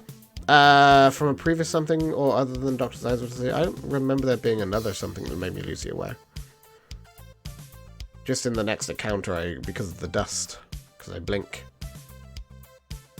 Or I guess Clara blinks now. Doesn't have to be the Doctor. It was the Doctor, because the Doctor was the only one they had. It could still be the Doctor. The Doctor didn't take his own advice. Okay. We can either evade them, we can outwit them, or we can do a conflict terrify.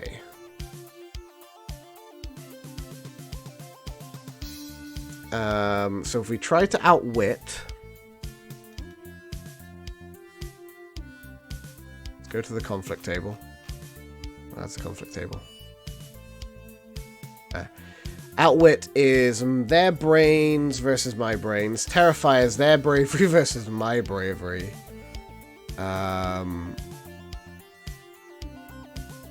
Good.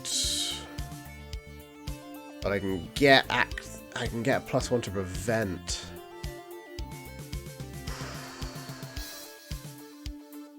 We can just do a -1 to danger. Is that a -1 to danger? It is. But someone could die. Oh no. The character with the lowest bravery could die. That's one of the cops. It's not a terrible thing. I don't think 1 danger is going to help. But that prevent, though. Brains versus brains. What are the angels' brains? The angel brains are 1. There's 4 of them. So that's 4. My brains are much higher. I have 1 from the constables. I'm assuming they're 1 apiece. Brains 1. So I have 1, 2, 3, 4. I have 9. So I'm having a +5. Therefore, or my 9 minus their 4. I'm getting a +5 for the brains roll. And I gotta beat, if I remember, I have to beat an 8.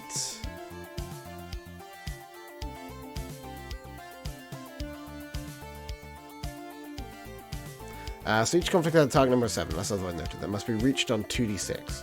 although the rolling is modified by the difference between the quality total of your characters and the quality total of the enemies. So I get +5, and I need to get a 7. That's literally Snake Eyes. It's literally impossible for to lose. Let's outwit these motherfuckers! Let's do it! No, there was only one, but I was further explaining my questions about the aware. I'm retired, so I don't know. It doesn't make any sense. Yeah, sorry. It was from the doctor's house. Okay. We're going to outwit these angels because we can. Because I have a +5 to the roll and I need to make a 7, and that's literally impossible to get wrong on a 2d6. I have 6. +5. That's way more than 7. Bluff your way past the angels. We're going to outwit them. We outwitted the angels. Gain +1 knowledge or +1 to prevent. So we're going to get the +1 to event. Outwitted. And +1 to the prevent. And I get the +1 from previous 2, so we got like a +2 to the prevent. Yay! Okay. Sweet. That was the enemy action. So we're going to add the +1 to the danger. We're going to increase the turn. We need to move to the church. We need to get back to the church. We need to get to the rift. And as far as I know, it's at the church. Okay. We had the rift plot at the church. Should we roll for a random location for the rift or say it's at the church? Because the rift could go through multiple locations in theory, and maybe they're doing it in different locations. We could get it out of the factory. Yeah, we do know their goal. They're trying to regenerate through a time rift. The time rift says to roll for a random location, but we found a rift already at the church. Should we say it's at the church, or should we roll for a new random location for the rift? Answers on a postcard, please. I will take the first response.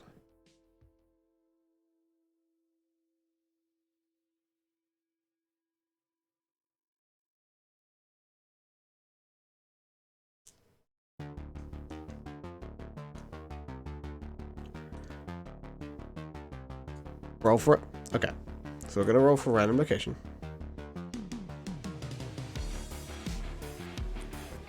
So it's 1d6. 5. It's at the church anyway. So, problem solved. We're going to try and move to the church. We have like 4 running between everybody. Or 2 running. Oh, we can voluntarily split the party. We can send the constables to get help, and me and Clara head to the church. Ooh. Ooh. Ooh. Ooh. I'm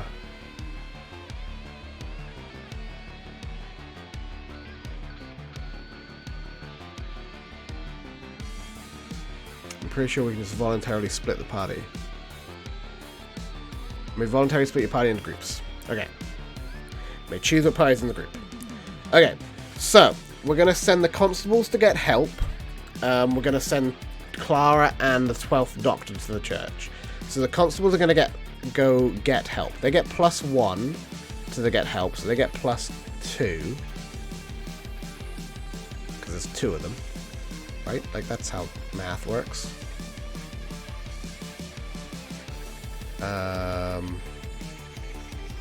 They join you as allies. Each brains 1, brawn 2, bravery 2, running, +1 to find help action. So as far as I know, they each do it. Let's do the find help action. I'm just going to grab that in here.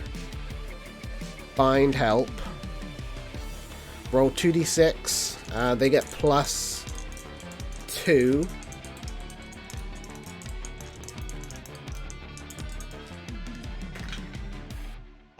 10. 10, 12 for find help. Roll for a character event or encounter a friend native to this era, or choose from reinforcements. As above, replacing 1d3 with 1d6. They get soldiers or technical support, which will do Victorian era. But +2 to the chosen skill, and we'll do engineering. Woo, doggy. Okay. Sent the constables to get help.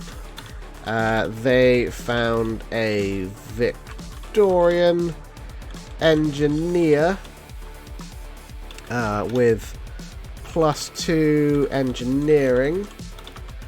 But we're going to have to move them to the church. We're going to move Clara and the 12th Doctor to the church. They're going to do a move roll, so that's plus their 2 running. 6, 10, +2, that's 12. So that is all good to get to the church. The church is an 8. Clara and the Doctor move to the church.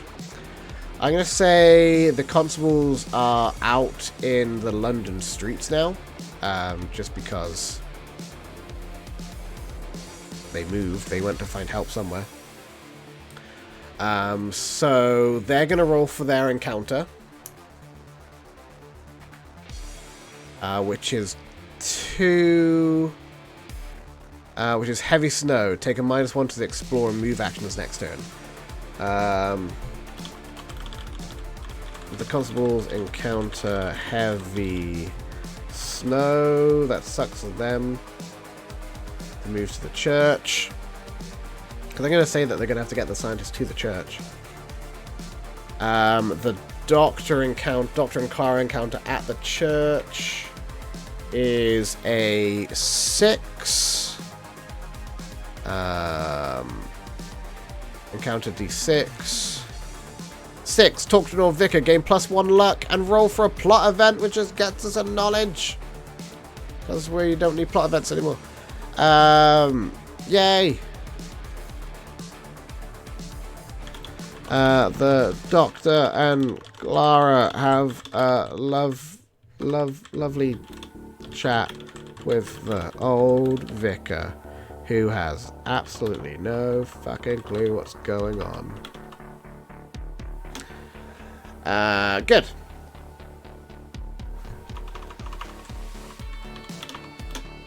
But they get a +1 luck, so that's good. Hey, Vicar. How's it going? Here to close your time rift, etc. The enemies roll a 4, which in defeat is nothing. Well, +1 to the danger, +1 to the turn. Okay. Constables. I want to get the constables to the church. I'm really tempted to spend the luck, though. Now that I spoke to the vicar. The vicar's like, hell yeah, I can get you a stagecoach. Let's go, boys. Alright. We're going to spend the 1 luck for the constables to get to the stagecoach. Constables stuck in the snow, but the vicar comes screaming in his stagecoach. Hop in, he says, and races back to the church. So now we have our scientist at the church with our +2 engineering, +1 engineering from the Doctor, +1 from the previous research at the Manor House, which I think was engineering. I don't actually remember, and I'm really hoping we make this by more than just 1, or more than just exact, because then it won't even matter. Let's try a prevent. So we're going to go to our prevents. You try and defeat the enemy and prevent them reaching their goal. Roll 2d6. Oh, it's a +3 maximum skill bonuses anyway. Oh wait, but is that a skill bonus? I don't think that's a skill bonus. So get that plus the one from the manor house. Okay. Screw it.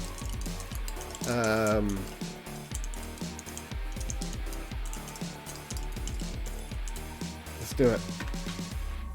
That's a 6, 7, 8, 9, 10, 11, 12, 13.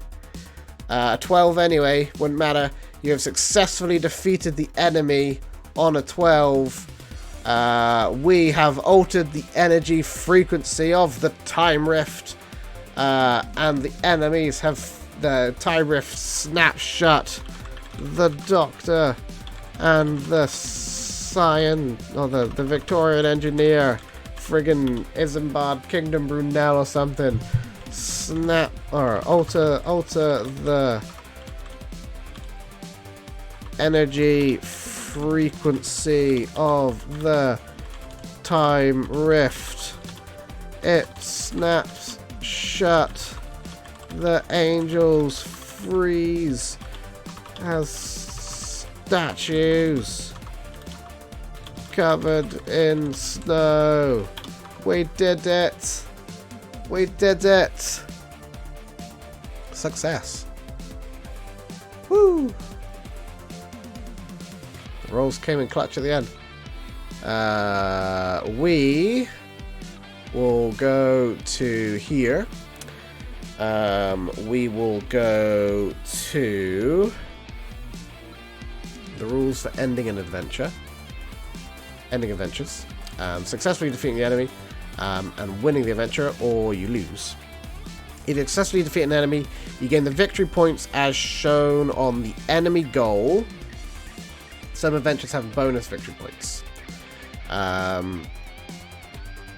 So the enemy goal was 5. Plus Victorian London is another 1, I believe. So I believe we get 6 whole victory points. Yay! We did it! Okay.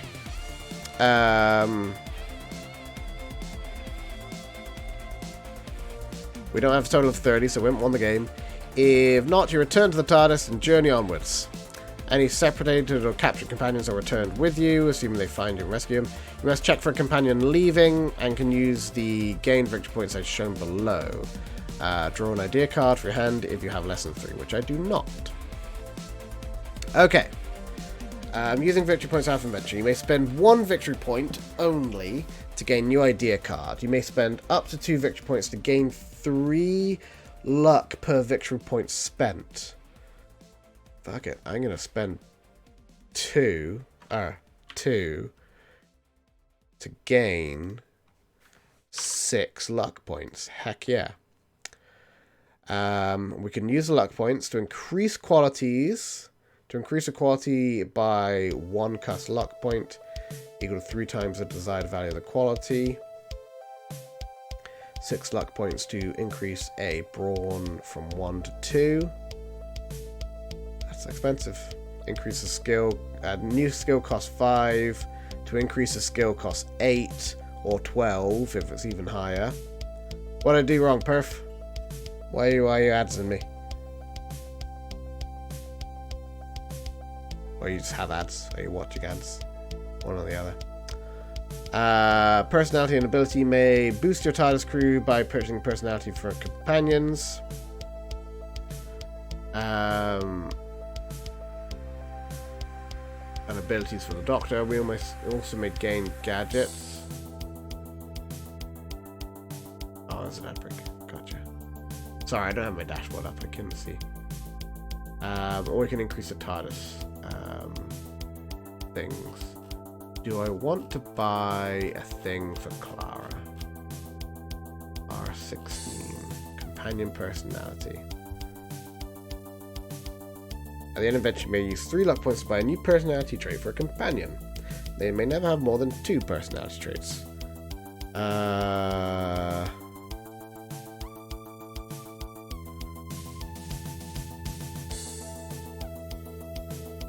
She kind of just got captured. Didn't really fucking do anything, so I don't think she deserves anything. We kept Clara. We captured Clara, or we uncaptured Clara. And she is with us. We do technically need to roll at the end of the adventure to see if she stays with us. Roll 1d6 the adventure. If you roll less than the number of companions that are with us, we rolled 2, so that's fine. We're not going to make any of the cops are just allies. We can't make them companions, I don't think. Sweet. You hope Clara survives and go home. Definitely doesn't need to keep traveling with Dr. Rats. Fair. Go home, Clara, you're the best. Don't follow this madman. Ah, man. Okay.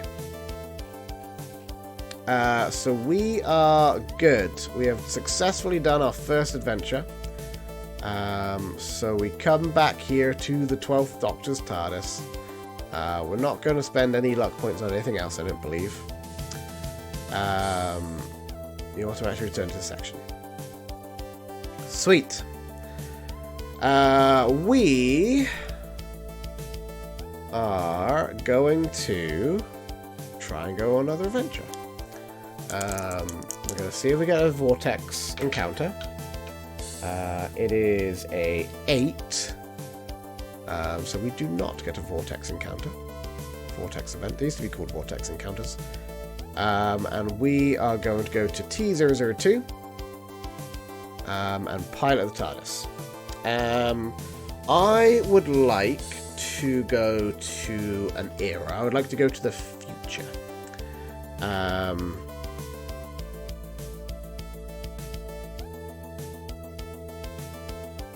You perform changes with the era in which your adventure takes place. Some blah blah. Full list of eras and their dates is given as part of the temporal destination matrix TM01. So I would like to go. Well, how do I do it? How do I say I want to go to that era? If you attempt to go to a particular destination, I'm not doing that. To go to a more general era, see the temporal destination matrix for the required TARDIS roll, and if successful, roll a d6 to find a specific adventure. Okay.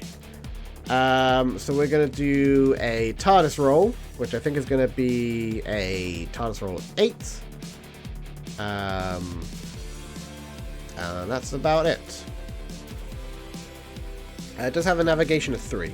Instead of making a TARDIS roll to reach an adventure destination or in an adventure to move to a location, you may reduce navigation by 1 to automatically succeed the roll. Ew.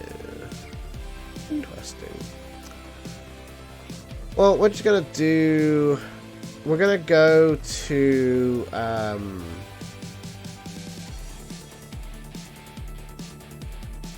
we're going to go to a colonial future. So it's a TARDIS roll of 8. We roll 10, so we're good. Then we'll roll our 1d6 to see where it is. It is a 6, which is going to be A012. A012. Which we don't need any of that. We need to go to this.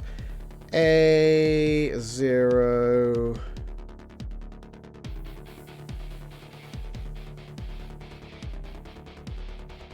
12. Raga! 2482. You have landed on Raga. Terrific prison planet. Raga is rich in the tin clavic, a valuable and versatile metal that leaves a highly corrosive residue. Prisoners sent to the harsh penal world usually end up mining the highly toxic ore under terrible conditions. To be sentenced to Raga is to be sentenced for life. Good. Good. Okay. Lovely. This is not where I needed to go, to be honest. You move to a different location using stealth. If you fail a stealth roll by 3 or more, see android guards as an encounter this turn. When rolling for a goal, roll 1d6. On a 1 to 4, see special goal below. 5 to 6, roll for goal as normal. Okay. There's the special goals under there. And we're going to end up in the Twisting Caverns, I believe. Good. Good. Good. Great. Good.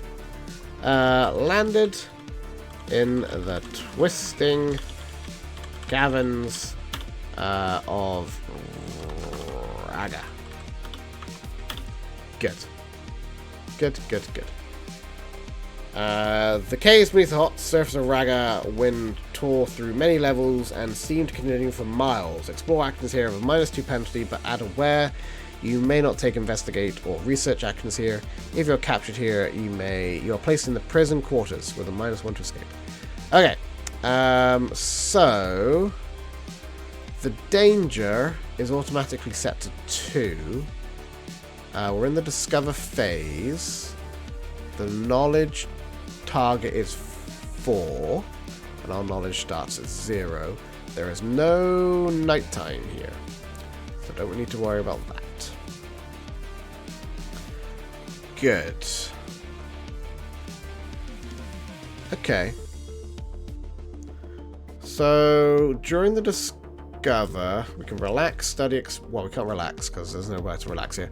But we could explore, study, or investigate. Or try and move using stealth.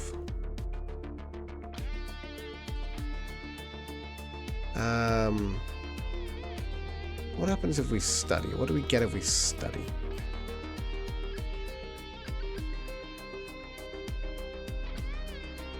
Study. Museum or if noted location. So we cannot study either.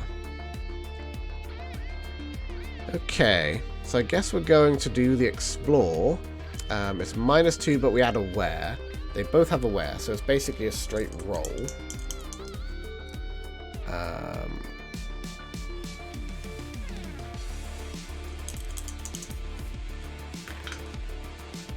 I rolled Snake Eyes. Good. If roll doubles, after resolving roll below, the exploring characters randomly become separated into 2 groups. And it's an enemy encounter. Ah, farts. Okay, good.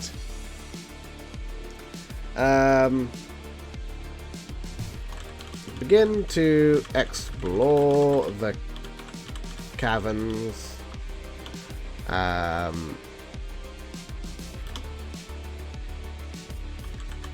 Enemy encounter.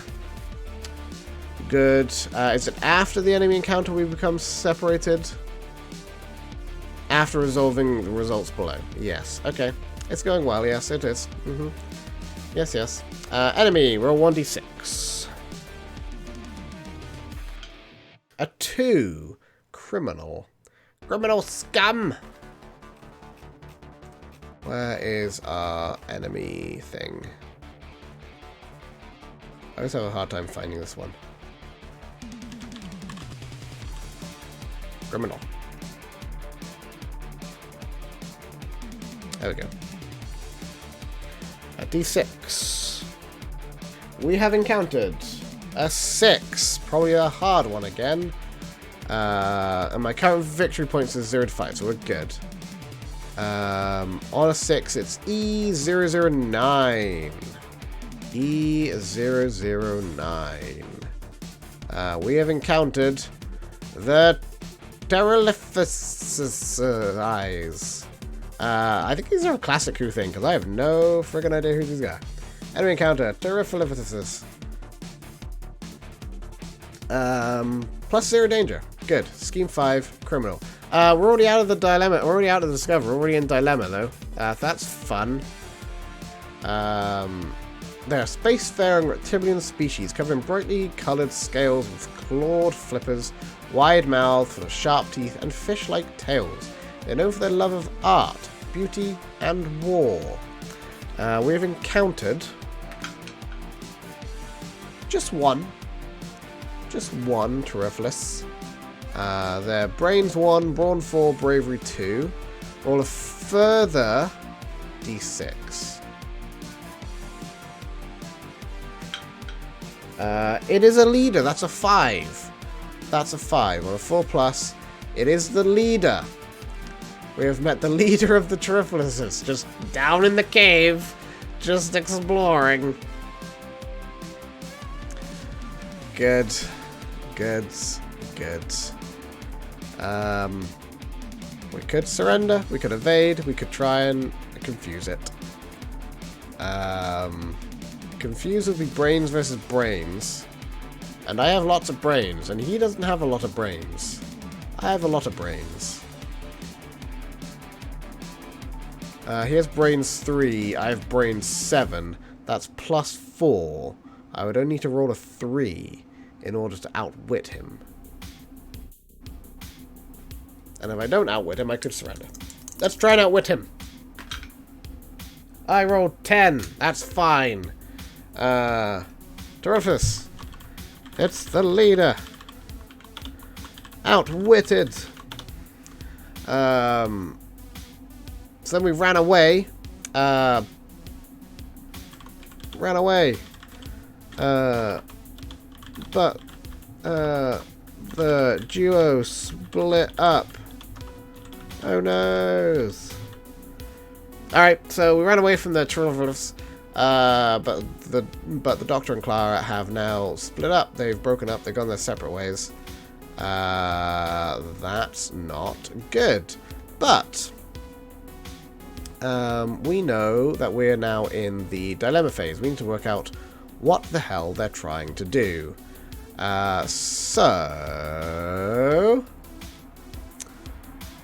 Seek information, research, find help, challenge. We may not investigate or research in the caverns, but we could seek information. We could definitely seek information. I feel like that's a worthwhile thing to do.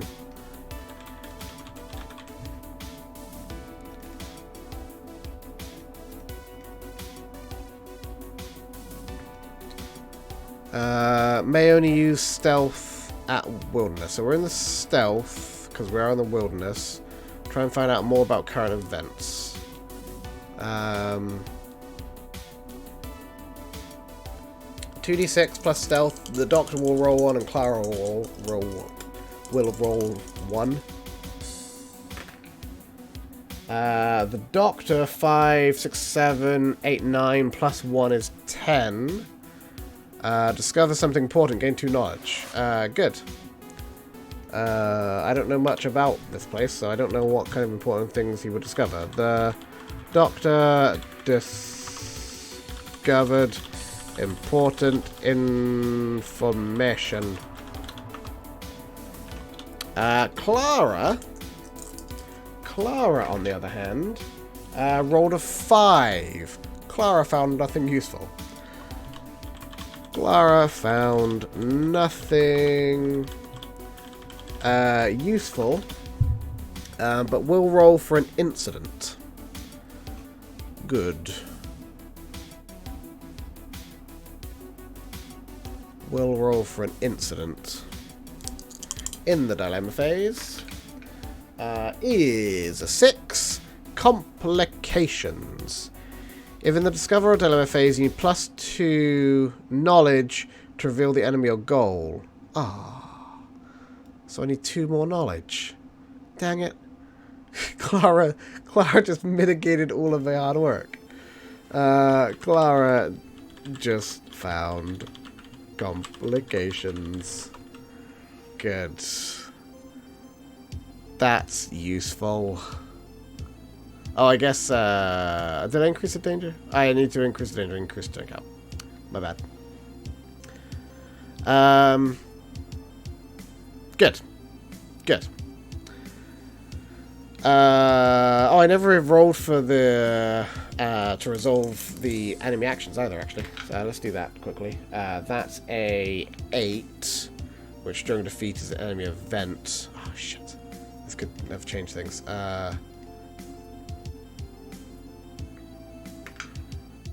which is a 1, which is androids. Oh, shit. We found some androids. We'll say the doctor found them.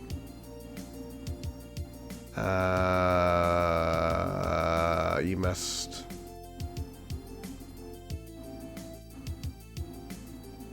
Codes and pressure tools often disguised or on less advanced worlds.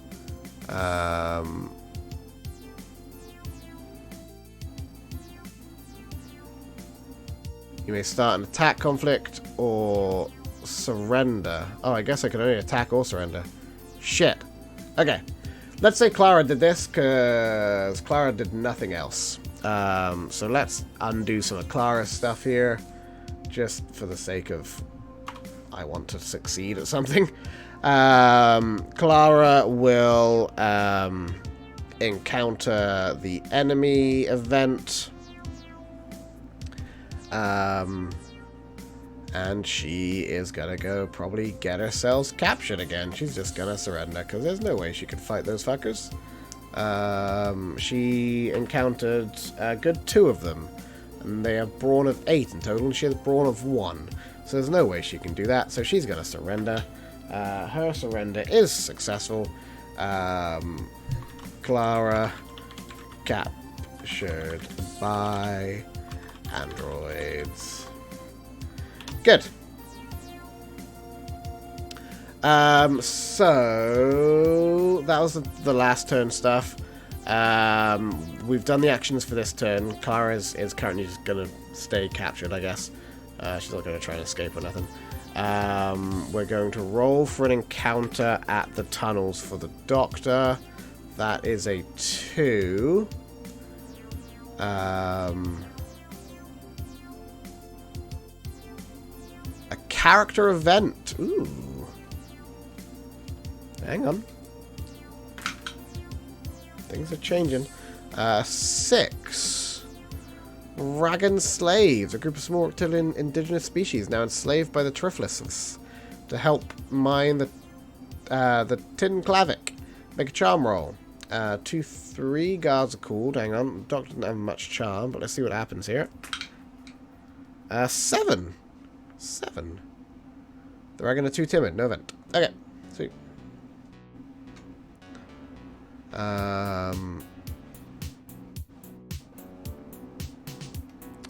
So ultimately, nothing happened there. The Doctor will then... we're going to roll for the enemy action, sorry. Which is going to be 4, which is going to be nothing in Dilemma. We're going to +1 for the danger, and we're going to increase the turn. Okay. The Doctor does not know that Clara has been captured. And is going to try and maybe seek more information or maybe move to get to somewhere more interesting. I feel like moving to get to somewhere more interesting might be better. She should have gone home, Clara. That's right. She should have.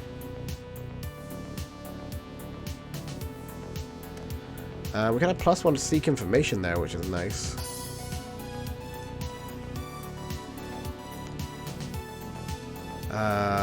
I might try and stealth my way to the prison quarters. The Doctor does have stealth, and has made it.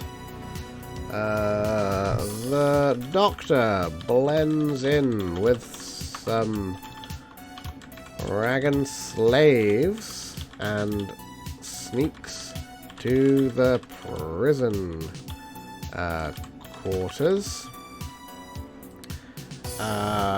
We're going to roll for an encounter at the prison quarters for the Doctor. Saves the counter. Add +1 to information.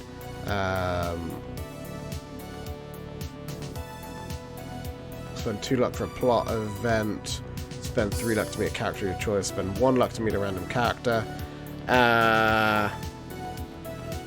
Character of my choice.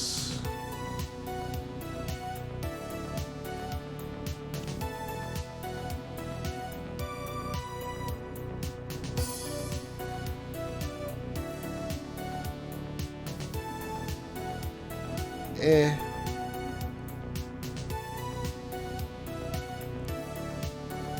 going to spend the 2 luck for a plot event, but because we're in the prison quarter, or because we're in the dilemma phase, the plot event will just immediately bump up the knowledge. We don't need any plot.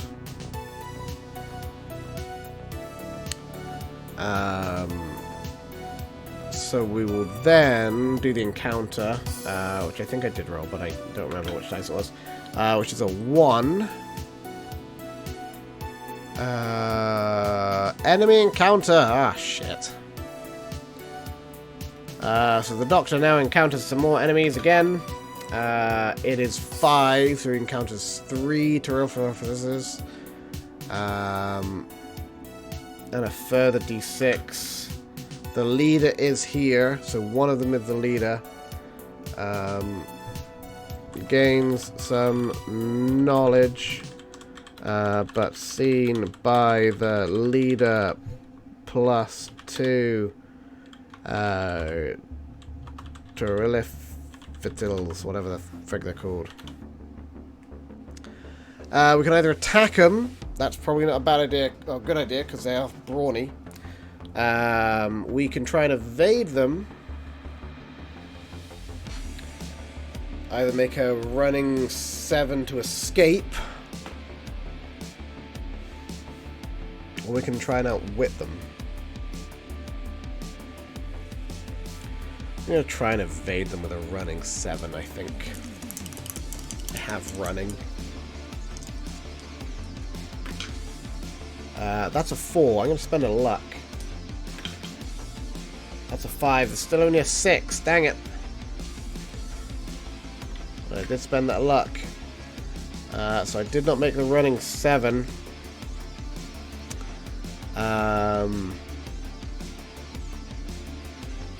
If you fail, choose another option with a -1 to the roll. So we shall surrender. Roll 1d6 plus 1 of the leaders here. That's a 3. Oh shit. Oh no. They're gonna, oh no. They're gonna start attacking. They're gonna start attacking. Is it a conflict attack? Or an attack conflict? Oh no. Oh no. Where's my rules? I'm panicking. I'm panicking. I'm panicking. I can't be attacked. I'll never survive. I'm very squishy. Attack. Brawn versus brawn. Oh no. I have 2 brawn. And they have lots of brawn. I literally cannot win this attack.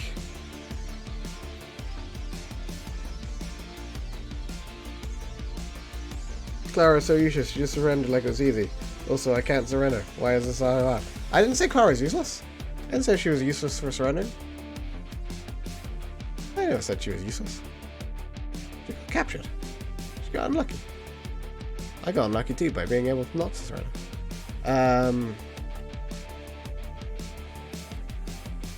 Okay, so I have a brawn of 2. They have a brawn total 4 plus 4 plus 5. 13.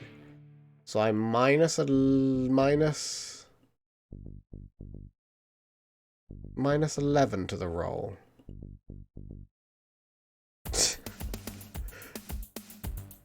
There's no way I can survive this.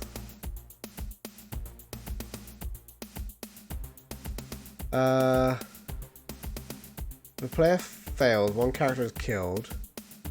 2 characters if brawn is different.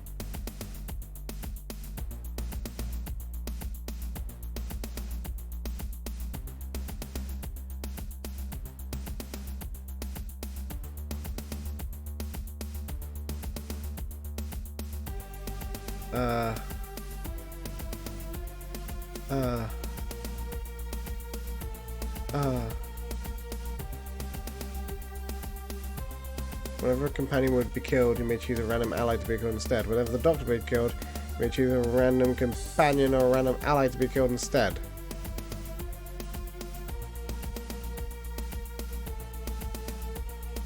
I don't I don't know if I can get any way out of this. Oh, I get +2 to the escape rolls with the sonic screwdriver. Was I trying to escape? I was trying to evade.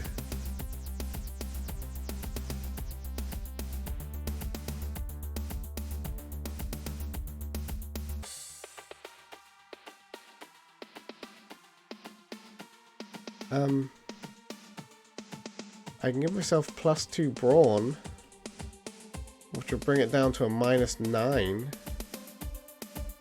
But I still can't get 7+ on that. I don't see any way that I can survive this.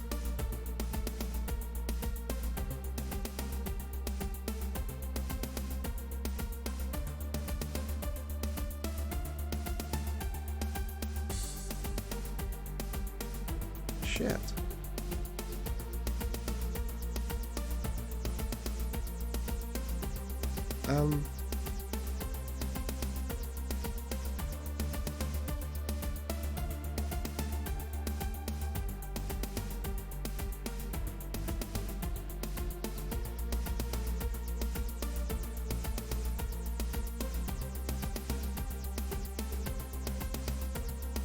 With any other result, the Daleks will exterminate either Rose or the Doctor unless he spends some luck points. And natural roll of 12 would allow... Oh, because a natural roll of 12 is always a success. That's also right.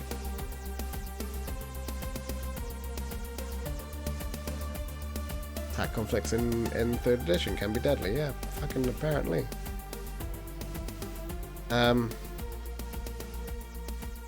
So basically I have 2 attempts to roll a natural 12.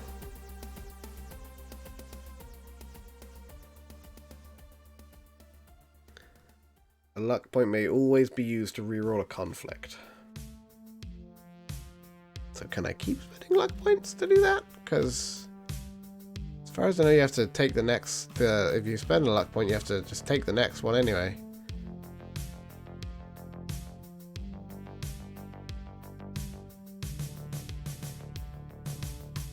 Shit.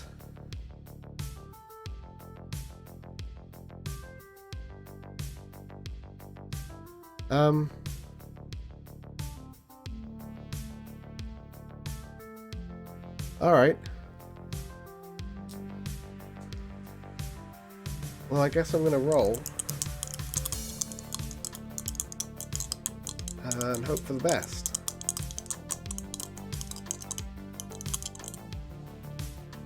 Unless I spend the luck to reroll that surrender thing. Because I didn't spend the luck to reroll that. I'm going to spend a luck to reroll that surrender roll. Because I don't want to die. That's a 4. +1, so that's 5. I have been captured. Okay. If captured by a leader, add +1 danger and roll for a goal as they cannot resist goaling. Okay. So I'm going to +1 to the danger. I'm going to roll for the goal. I feel like that was a better way to resolve that. More interesting. Manufacture Plague. Manufacture Plague. The Terrorists intend to develop and release a deadly virus to wipe out the native population. If danger 16+, roll 1d6 for each ally. On a roll of 1, the ally is killed. You may either destroy the plague carriers or develop a cure. Okay.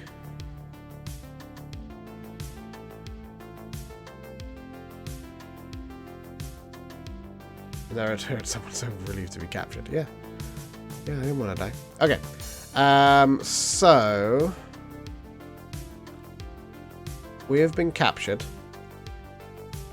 But we know the goal. That gets to the defeat. Good.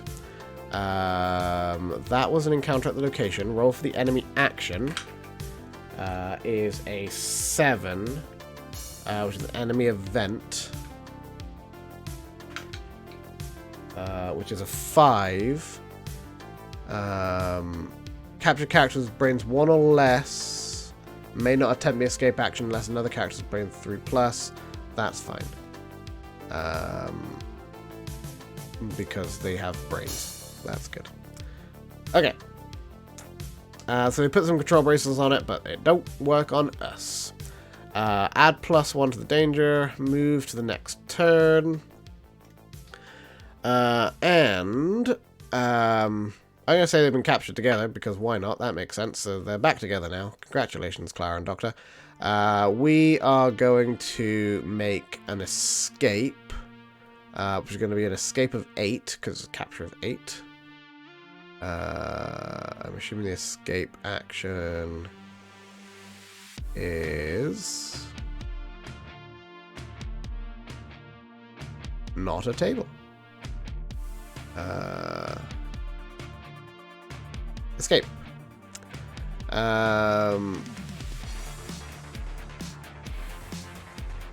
To escape being captured, roll 2d6 and possibly add modifiers. Gadgets like sonic screwdriver might give a bonus, but an enemy lair might give a penalty.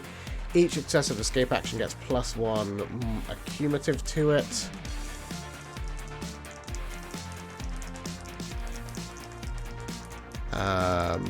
Captured characters cannot choose any other action and do not roll for encounters at the end of each turn. Okay.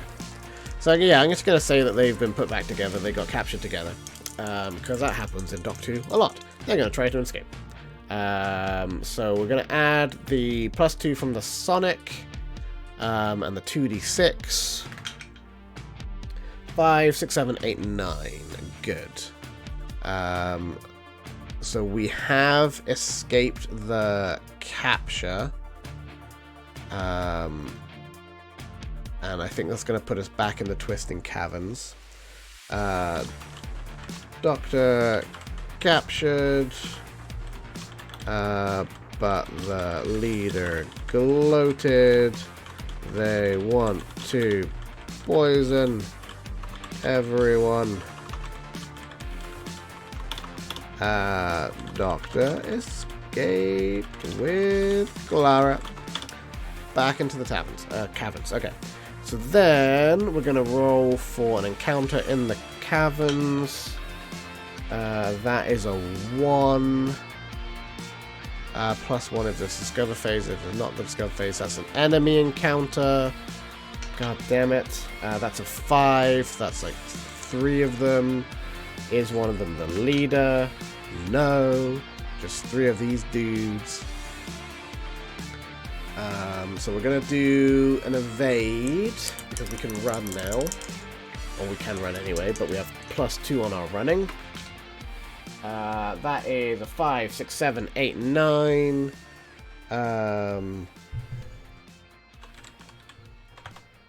Doctor and Clara successfully ran away from more enemies. And the enemy action is a 6, which is an enemy event, which is a 1, which is androids. We're going to try and evade them too. That is an 8, 9, 10. We've successfully evaded the androids too. Enemies and androids. Okay. So we're going to add 1 to the danger. Danger, oh, Robinson. And do that. So we need to either move to 3 random locations and each make a brawn 12, adding the stealth. Add +1 danger each time you fail a roll. Or develop a cure. Make a brains 15, add medicine to analyze a virus. And then take a prevent action. Add medicine at any location where you can research medicine. Okay. Brains 15. That's possible. Possible. I have +7. That's possible. Okay. So we're going to try to develop a cure down in the dungeons here, in the caves. Because we can, to analyze the virus, and then take the prevent action at any location where you can research medicine. So we're going to do that part. We're going to try to develop the cure. So make a brains roll of 15. So I have 7, 8, 9, 10, 11, 12, 13, 14! Oh, it's so close! Oh, it's so close! Dang it! And I don't have medicine. If with the doctor, pay 1 luck to add +1 to the qualities until the end of the turn. I am doing that. Clara's special ability comes in clutch. The doctor tries to develop. Can't spell. Cure to the plague. The Clara uses her special to inspire the doctor. Yay, Clara! Okay. We will roll for an encounter in the caverns again. I really should just get out of the caverns. I'm moving way far in the wrong one. In the Twisting Caverns, get another encounter. It's a 6. Lost. Incident. Shit. Why were we walking around? Crap. Incidents are always bad. Like, literally always bad. I've never had a good incident. Where are the incidences? The incidai. Here, 2d6. That's a 6. In the defeat. Separated! God damn it! No! Why? Select a group with 2+ target characters and separate them. 2 random groups. Place 1 group at a new location. If none, no further event.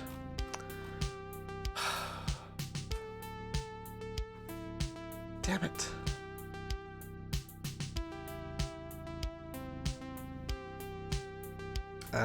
So random location is a 6. Deep caverns.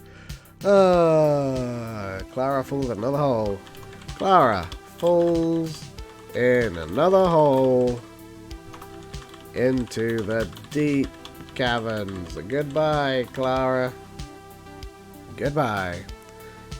Enemy action is a 5. They are plotting. The danger is increasing.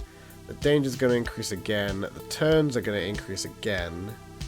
I need to get to a place that I can prevent action, add medicine. Any location where I can research medicine. In the deep caverns.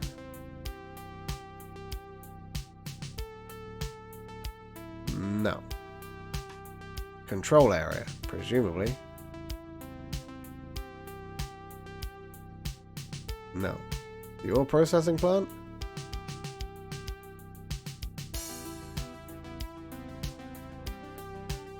How do I know that I can research medicine? I mean, I guess I can research medicine anywhere, no? I feel like I would have to get to the control area to do it. That makes sense.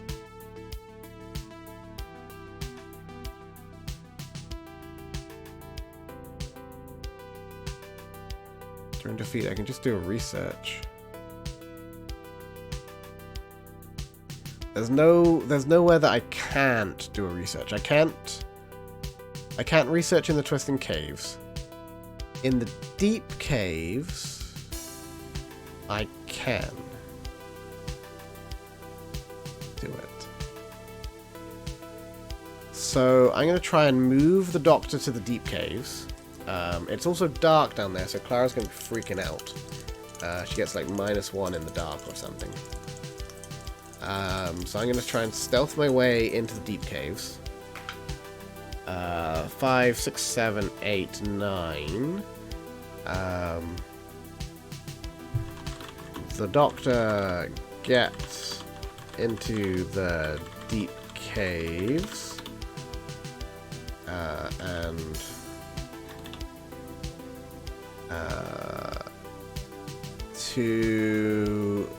to move 2 people, hang on. Get characters back together. Each location, blah, blah, blah. -1 is moving from a dark location. Okay. Characters move as groups and do not make individual move rolls.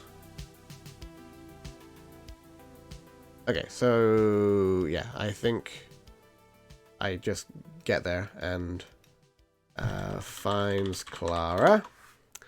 Clara's going to do nothing.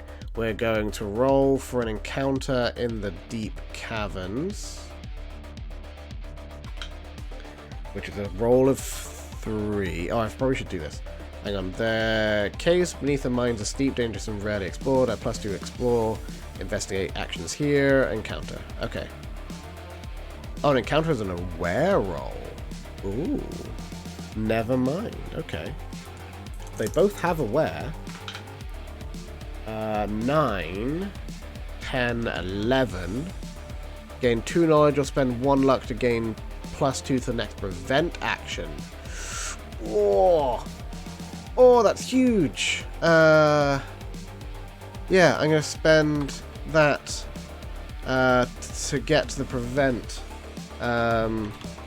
The doctor manages to find a access hatch to pump the cure through.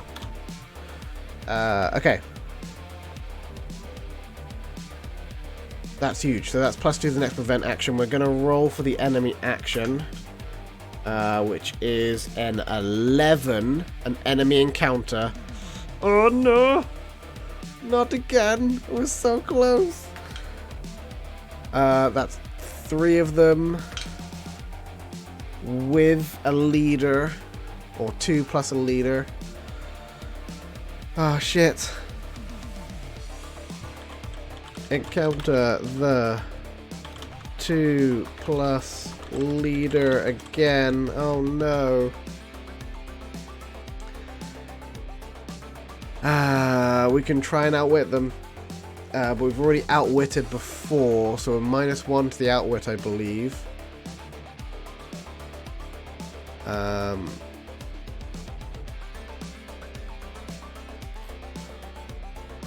Outwit. Brains versus brains.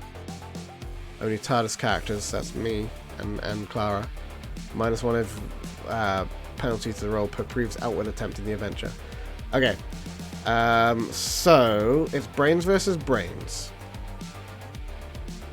They have brains of 1, 2, 3, 4, 5. We have brains of 7. So that's +2, -1. So +1, and we're going to hit a target of 7.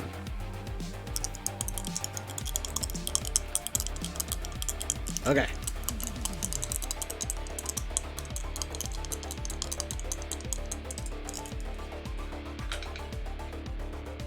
+1. That's 4, 5, 6, 7, 8. Yes. Manage to outwit again. And we can take a +1 to the next prevent. So we got the +1 to the next event. We've got the +1 from the aware roll in the deep cavern. So that's +2. Sorry, so that's +3. So we outwit the enemies and like get them to turn on the access hatch or unlock the access hatch or shoot the access hatch or something. Enemies shoot open the access hatch, and on the next turn, hang on, we're going to +1 to the turn, +1 to the turn. On the next turn, we can do a prevent with a +3. Take a prevent action, add medicine, don't have medicine, at any location where you can do research medicine, which I could do research medicine, even though I don't have medicine.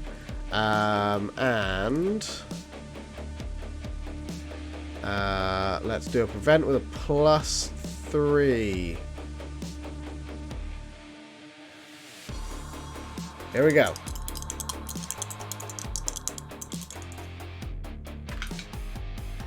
That's 6, 7, 8, 9, 10, 11. Ugh. An opportunity arises for you to defeat the enemy. Roll 1d6. A 6. Cunning plan. If a character makes a brain 12 roll,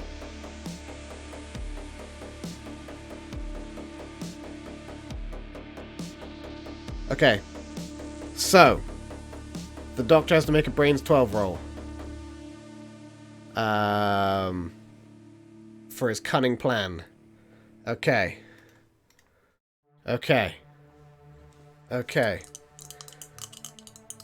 Clara can spend her last luck point to increase the brains by 1 if she wanted to. Oh boy.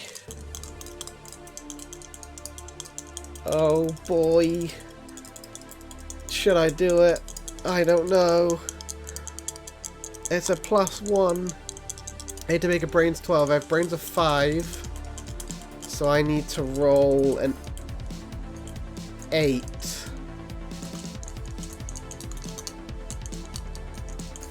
No.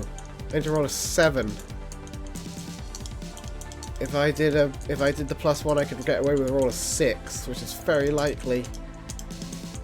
Let's do it. We're spending that last luck point. +6 on the roll. That is a 3, 4.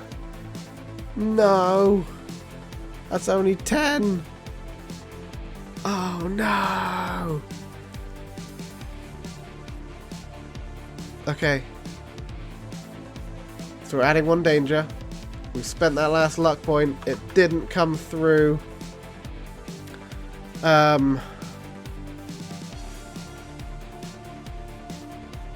Okay. The doctor with their cunning plan throws the cure into the vent and nothing happens.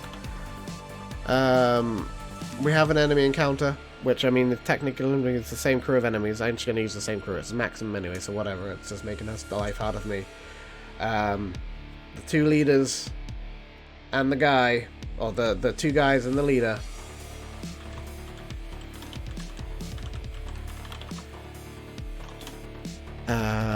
Shit.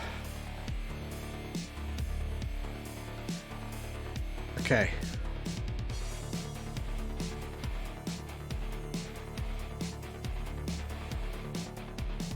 We could run.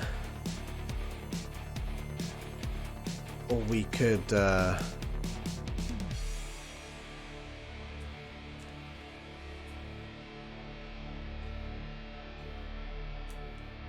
we could surrender. I feel like we're gonna run. We're gonna run. We're gonna run. Oh, that's a big old run. That's a 9 run. Plus the 2. We run. Run away. Into the caverns. The deep caverns. We have an event. I guess we run technically back to the Twisting Caves at the start. I think.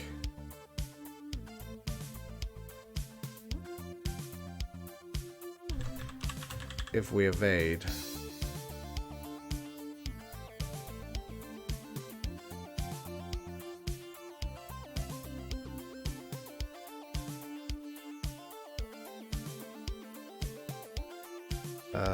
If you successfully evade and not an exterior location, you must move to the location with the lowest move number.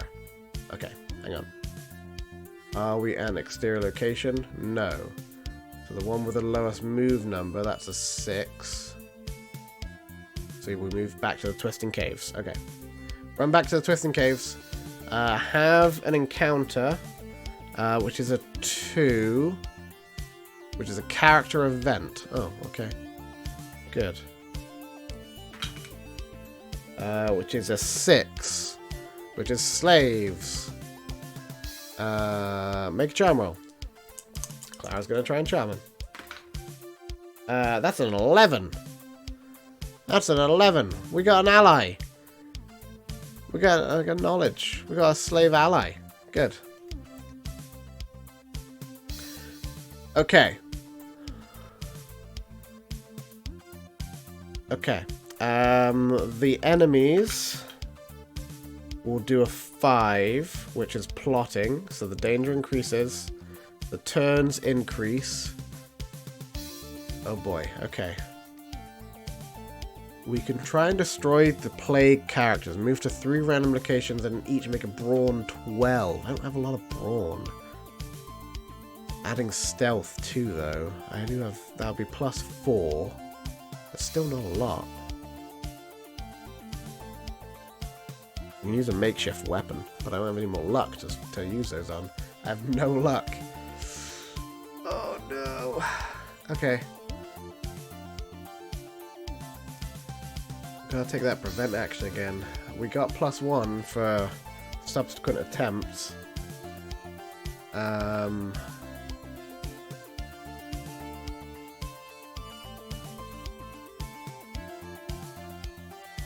Okay, let's try and plan once more.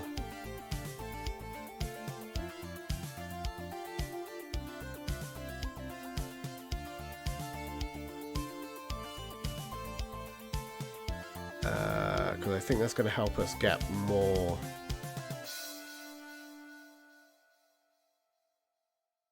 That's going to get us quality bonuses till the end of the adventure. Okay.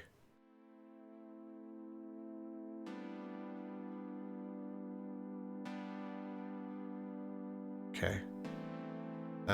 Challenge. Let's confront them directly. Which adds directly to the prevent action. I think I'm going to plan. I think I'm going to plan. 2d6 with a skill or quality. With the brains, I guess. Or with medicine.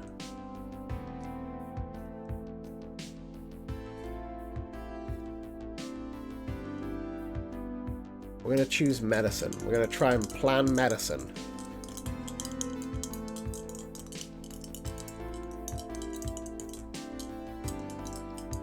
If I do brains, I get +1 on the brains. We're going to try and plan medicine, though. 5, 6, 7.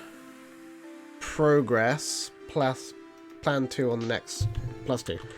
Plan medicine. Made progress. We're still in the caves because it's cheap to film in. And we're going to have an encounter, which is a 6. Oh no, we gained that. We gained the ally too. Actually, hang on. Did he have medicine? No. But we did get a Ragan ally. Got a Ragan ally. We got a 6 on the encounter roll, which is another lost. Fuck. Oh my god. Another incident. Hang on. So many incidences. That is an 8. Another enemy encounter. God damn it. That is just one of them. We just found one enemy.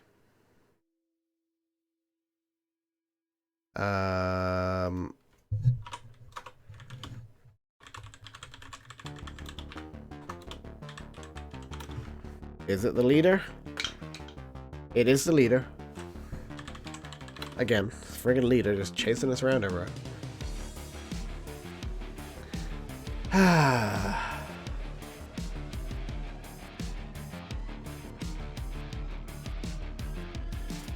Try and run again, I guess. Try and run away.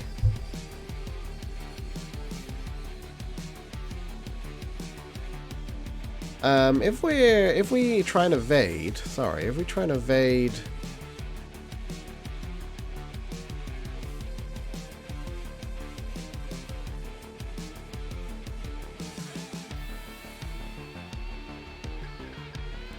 I'm not at a location, move to the location with the lowest number. So, I mean, technically, I am in the location with the lowest number, so I guess there's not another location with the lowest number. It's not in the one you're in. So we're going to try and evade again. Evade the enemy. Always evade. Make another running. 4, 5, 6, 7. It was a running 7, so we're good. We're good. Evaded. And we're going to roll for the enemy action, which is a 4, which is nothing. We're going to +1 to the danger. We're going to +1 to the turn. We're going to continue planning medicine. So we've got +2 on the planning. Or +2 or +1 on the plan.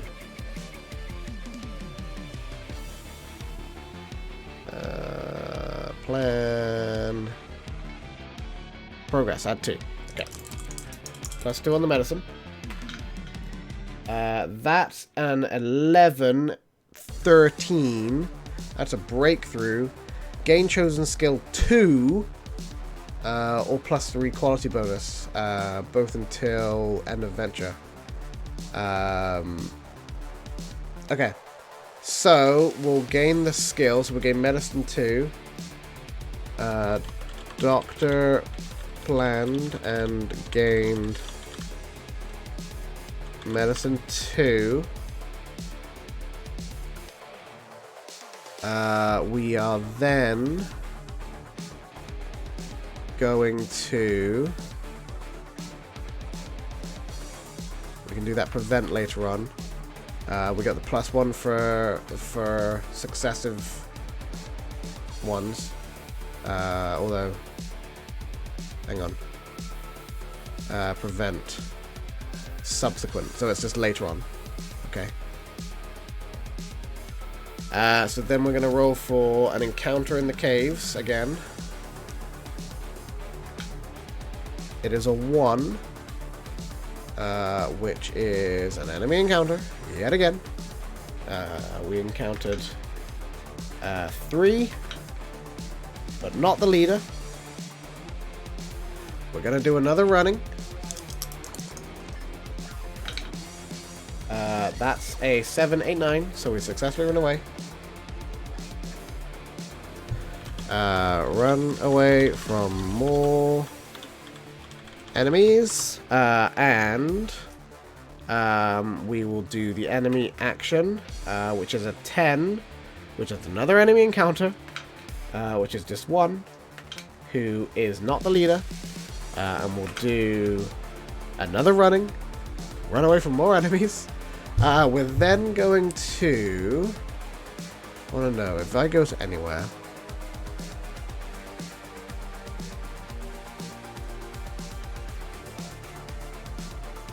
That also requires... we don't want to go there. The control area. Stealth 10.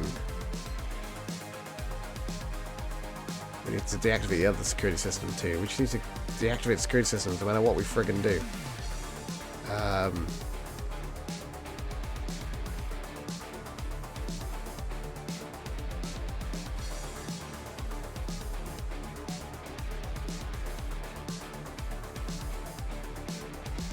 Okay, I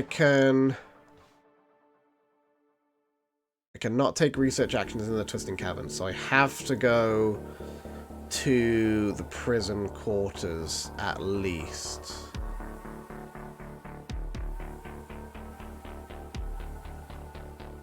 That's the easiest one to get to. Or back to the deep caverns.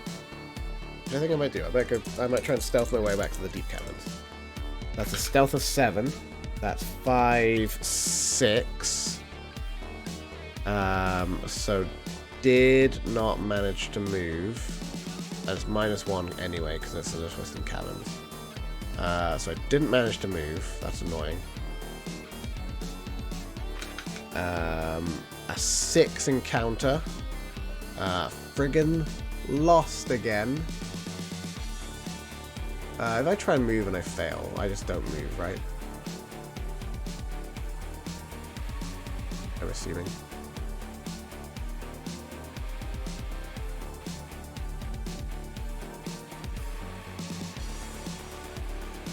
+1 per previous attempt, +2 if you previously visited in the adventure. So I actually get +1 on that. Oh, I do succeed then. Okay. Because I rolled a 6.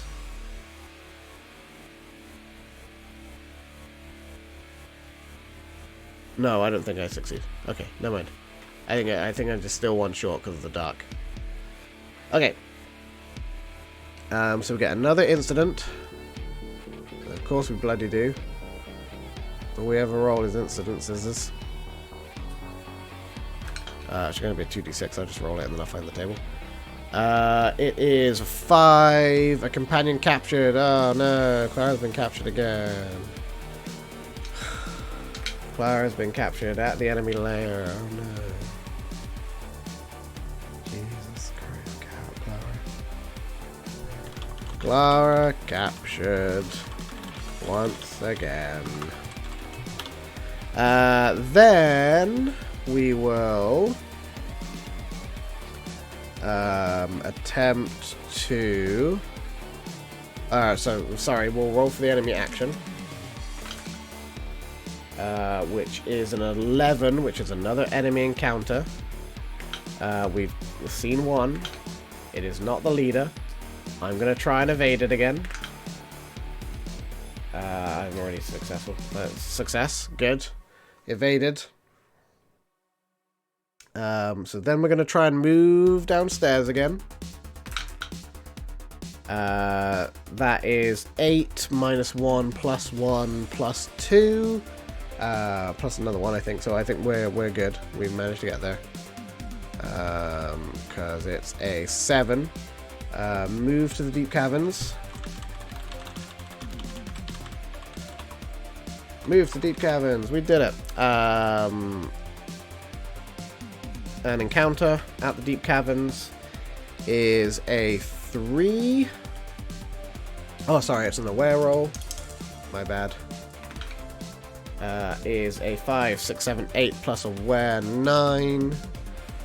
A character event. Another character.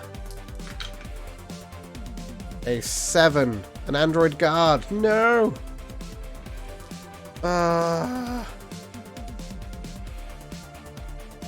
I could evade, but then I'm gonna go back upstairs. No! I'll evade him. I did it. I went back upstairs. Moved to deep caverns. Moved back because of androids. Enemy action is a 12. Another enemy encounter. That is 3 of them. That is no leader. I'm gonna try and evade them again. Run away. I cannot run away. Oh no. Wait, I've never been able to not run away from them. What do I do now? Choose an option with a -1 roll. Oh no. Here we go again. They have 3 brains. I have 5 brains. It's -2 because I've used it twice. It's a straight roll to get 7. -1 because of the evade. I need to get an 8. Oh, that's Snake Eyes! Oh no! Oh no! That's an immediate fail. That's not just an immediate fail. Even on the is always a failure. Any conflict natural of 2 is always a failure. If I fail to outwit.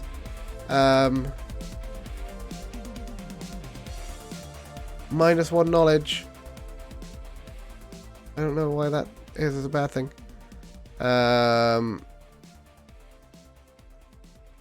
Okay. The leader's not present. Choose surrender or start to attack. I'm guessing I'm gonna surrender. I'm gonna surrender. They don't accept my surrender. I don't have any luck. I have 2 brawn. How much brawn does my slave have? Not my slave. The slave I'm with. He has 0 brawn. Oh no. Oh no. I'm going to die. I'm going to die. There's 3 of them. They have so much brawn. They have 12 brawn. I have 5 brawn. That's a -7. Oh no. I don't have any luck.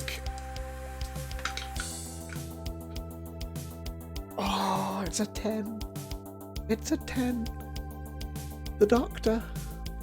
The doctor is shot and murdered by a lizard. Running around constantly through these caverns and just murdered. Murdered! I mean, I guess I could let Clara die, but... Oh, wait. Okay, hang on. Hang on a second. I can't play Kel to the Mark because I don't have any friggin' luck. Wait! Oh, shit! Hang on. Okay, hang on. Hang on. Hang on.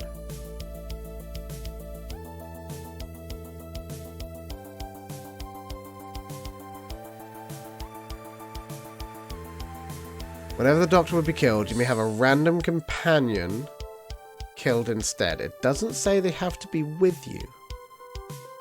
Okay. Doctor, surrounded by more enemies, goes to be killed. Clara killed instead. We are going to burn in a resolve. We're going to remove the card, discarded it. We are going to gain the luck. We're going to spend the luck on Held to the Mark to prevent a companion or ally from being killed. We're going to add +1 to the danger for that. Okay. Somehow we prevent Clara from being killed. By holding to the mark. We, like, jump in front and get briefly shot ourselves, but not too badly or something. Okay.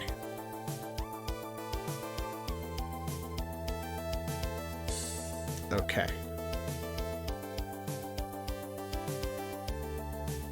Okay.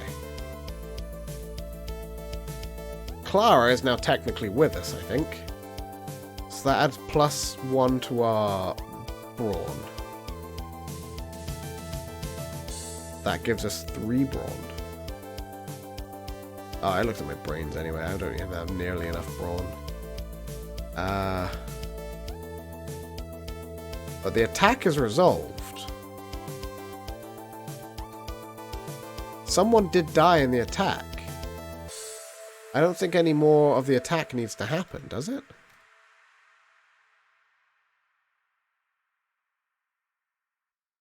It doesn't resolve until, like, all the enemies are dead.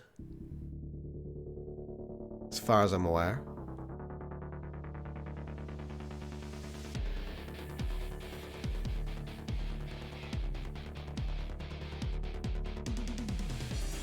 So I think it just happened. And then we went their separate ways. Okay. That's like the moment in the episode, just a quiet moment. Clara just been shot, and the doctor doing some clever bullshittery. we are going to then stealth our way back downstairs. Oh wait, we gotta increase the danger, increase the turn to count, stealth our way back downstairs. 5, 6, 7, 8. We did it. We're gonna roll for an event with all of our aware. It's a 5, 6, 7, 8. No event. So no encounter. Enemy action is a 6. So it's just an enemy event. Oh, fuck. Please be control bracelets. Firing again. It's just control bracelets. Oh, thank God. If you have no captured characters, either +1 danger or roll. Technically, we released Clara for free, but whatever. We're just going to +1 danger. We're going to increase the danger, increase the turn. We're then going to try and do our research. So, we got medicines. We got 2 medicine. We got the subsequent attempt on the plot. So we got a +3 on the plot.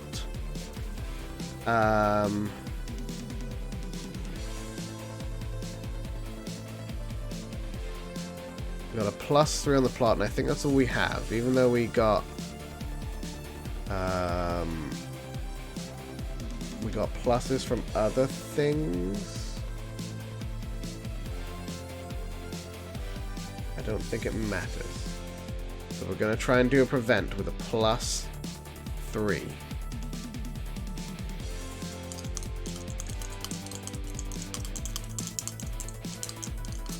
Okay. 5, 10, +3, 12 plus. Defeated the enemy.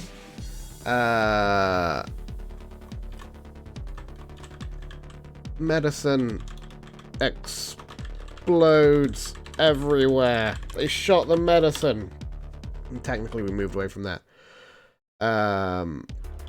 Success. We did it. So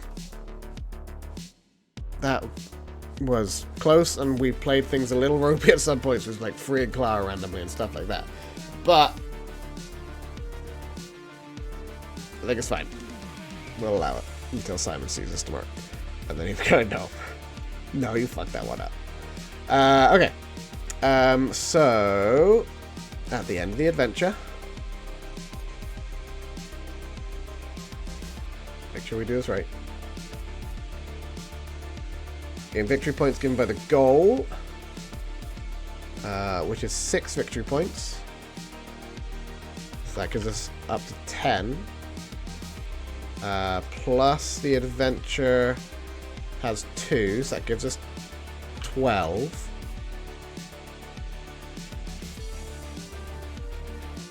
And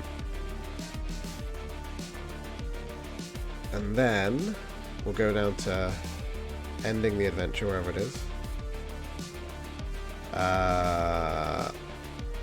We'll spend up to 2, so we're going to spend that 2 to gain some luck points back. That'll give us 6 luck again. They're going to leave it because God knows I'm going to spend it. Whew. That's about all we're going to do. Guys, we're going to be back again doing this tomorrow. Holy crap, this ran late. Yeah, we'll be back doing more Doctor Who Solitaire story game tomorrow. We successfully managed to complete 2 adventures. One of them by the skin of our feckin' teeth. But we did it. Yeah, thank you for the stream. I appreciate it. I'm pretty sure everybody's fallen asleep. I am going to go do the same. Good night, everybody. I'll see you tomorrow. Until then, have a wonderful day.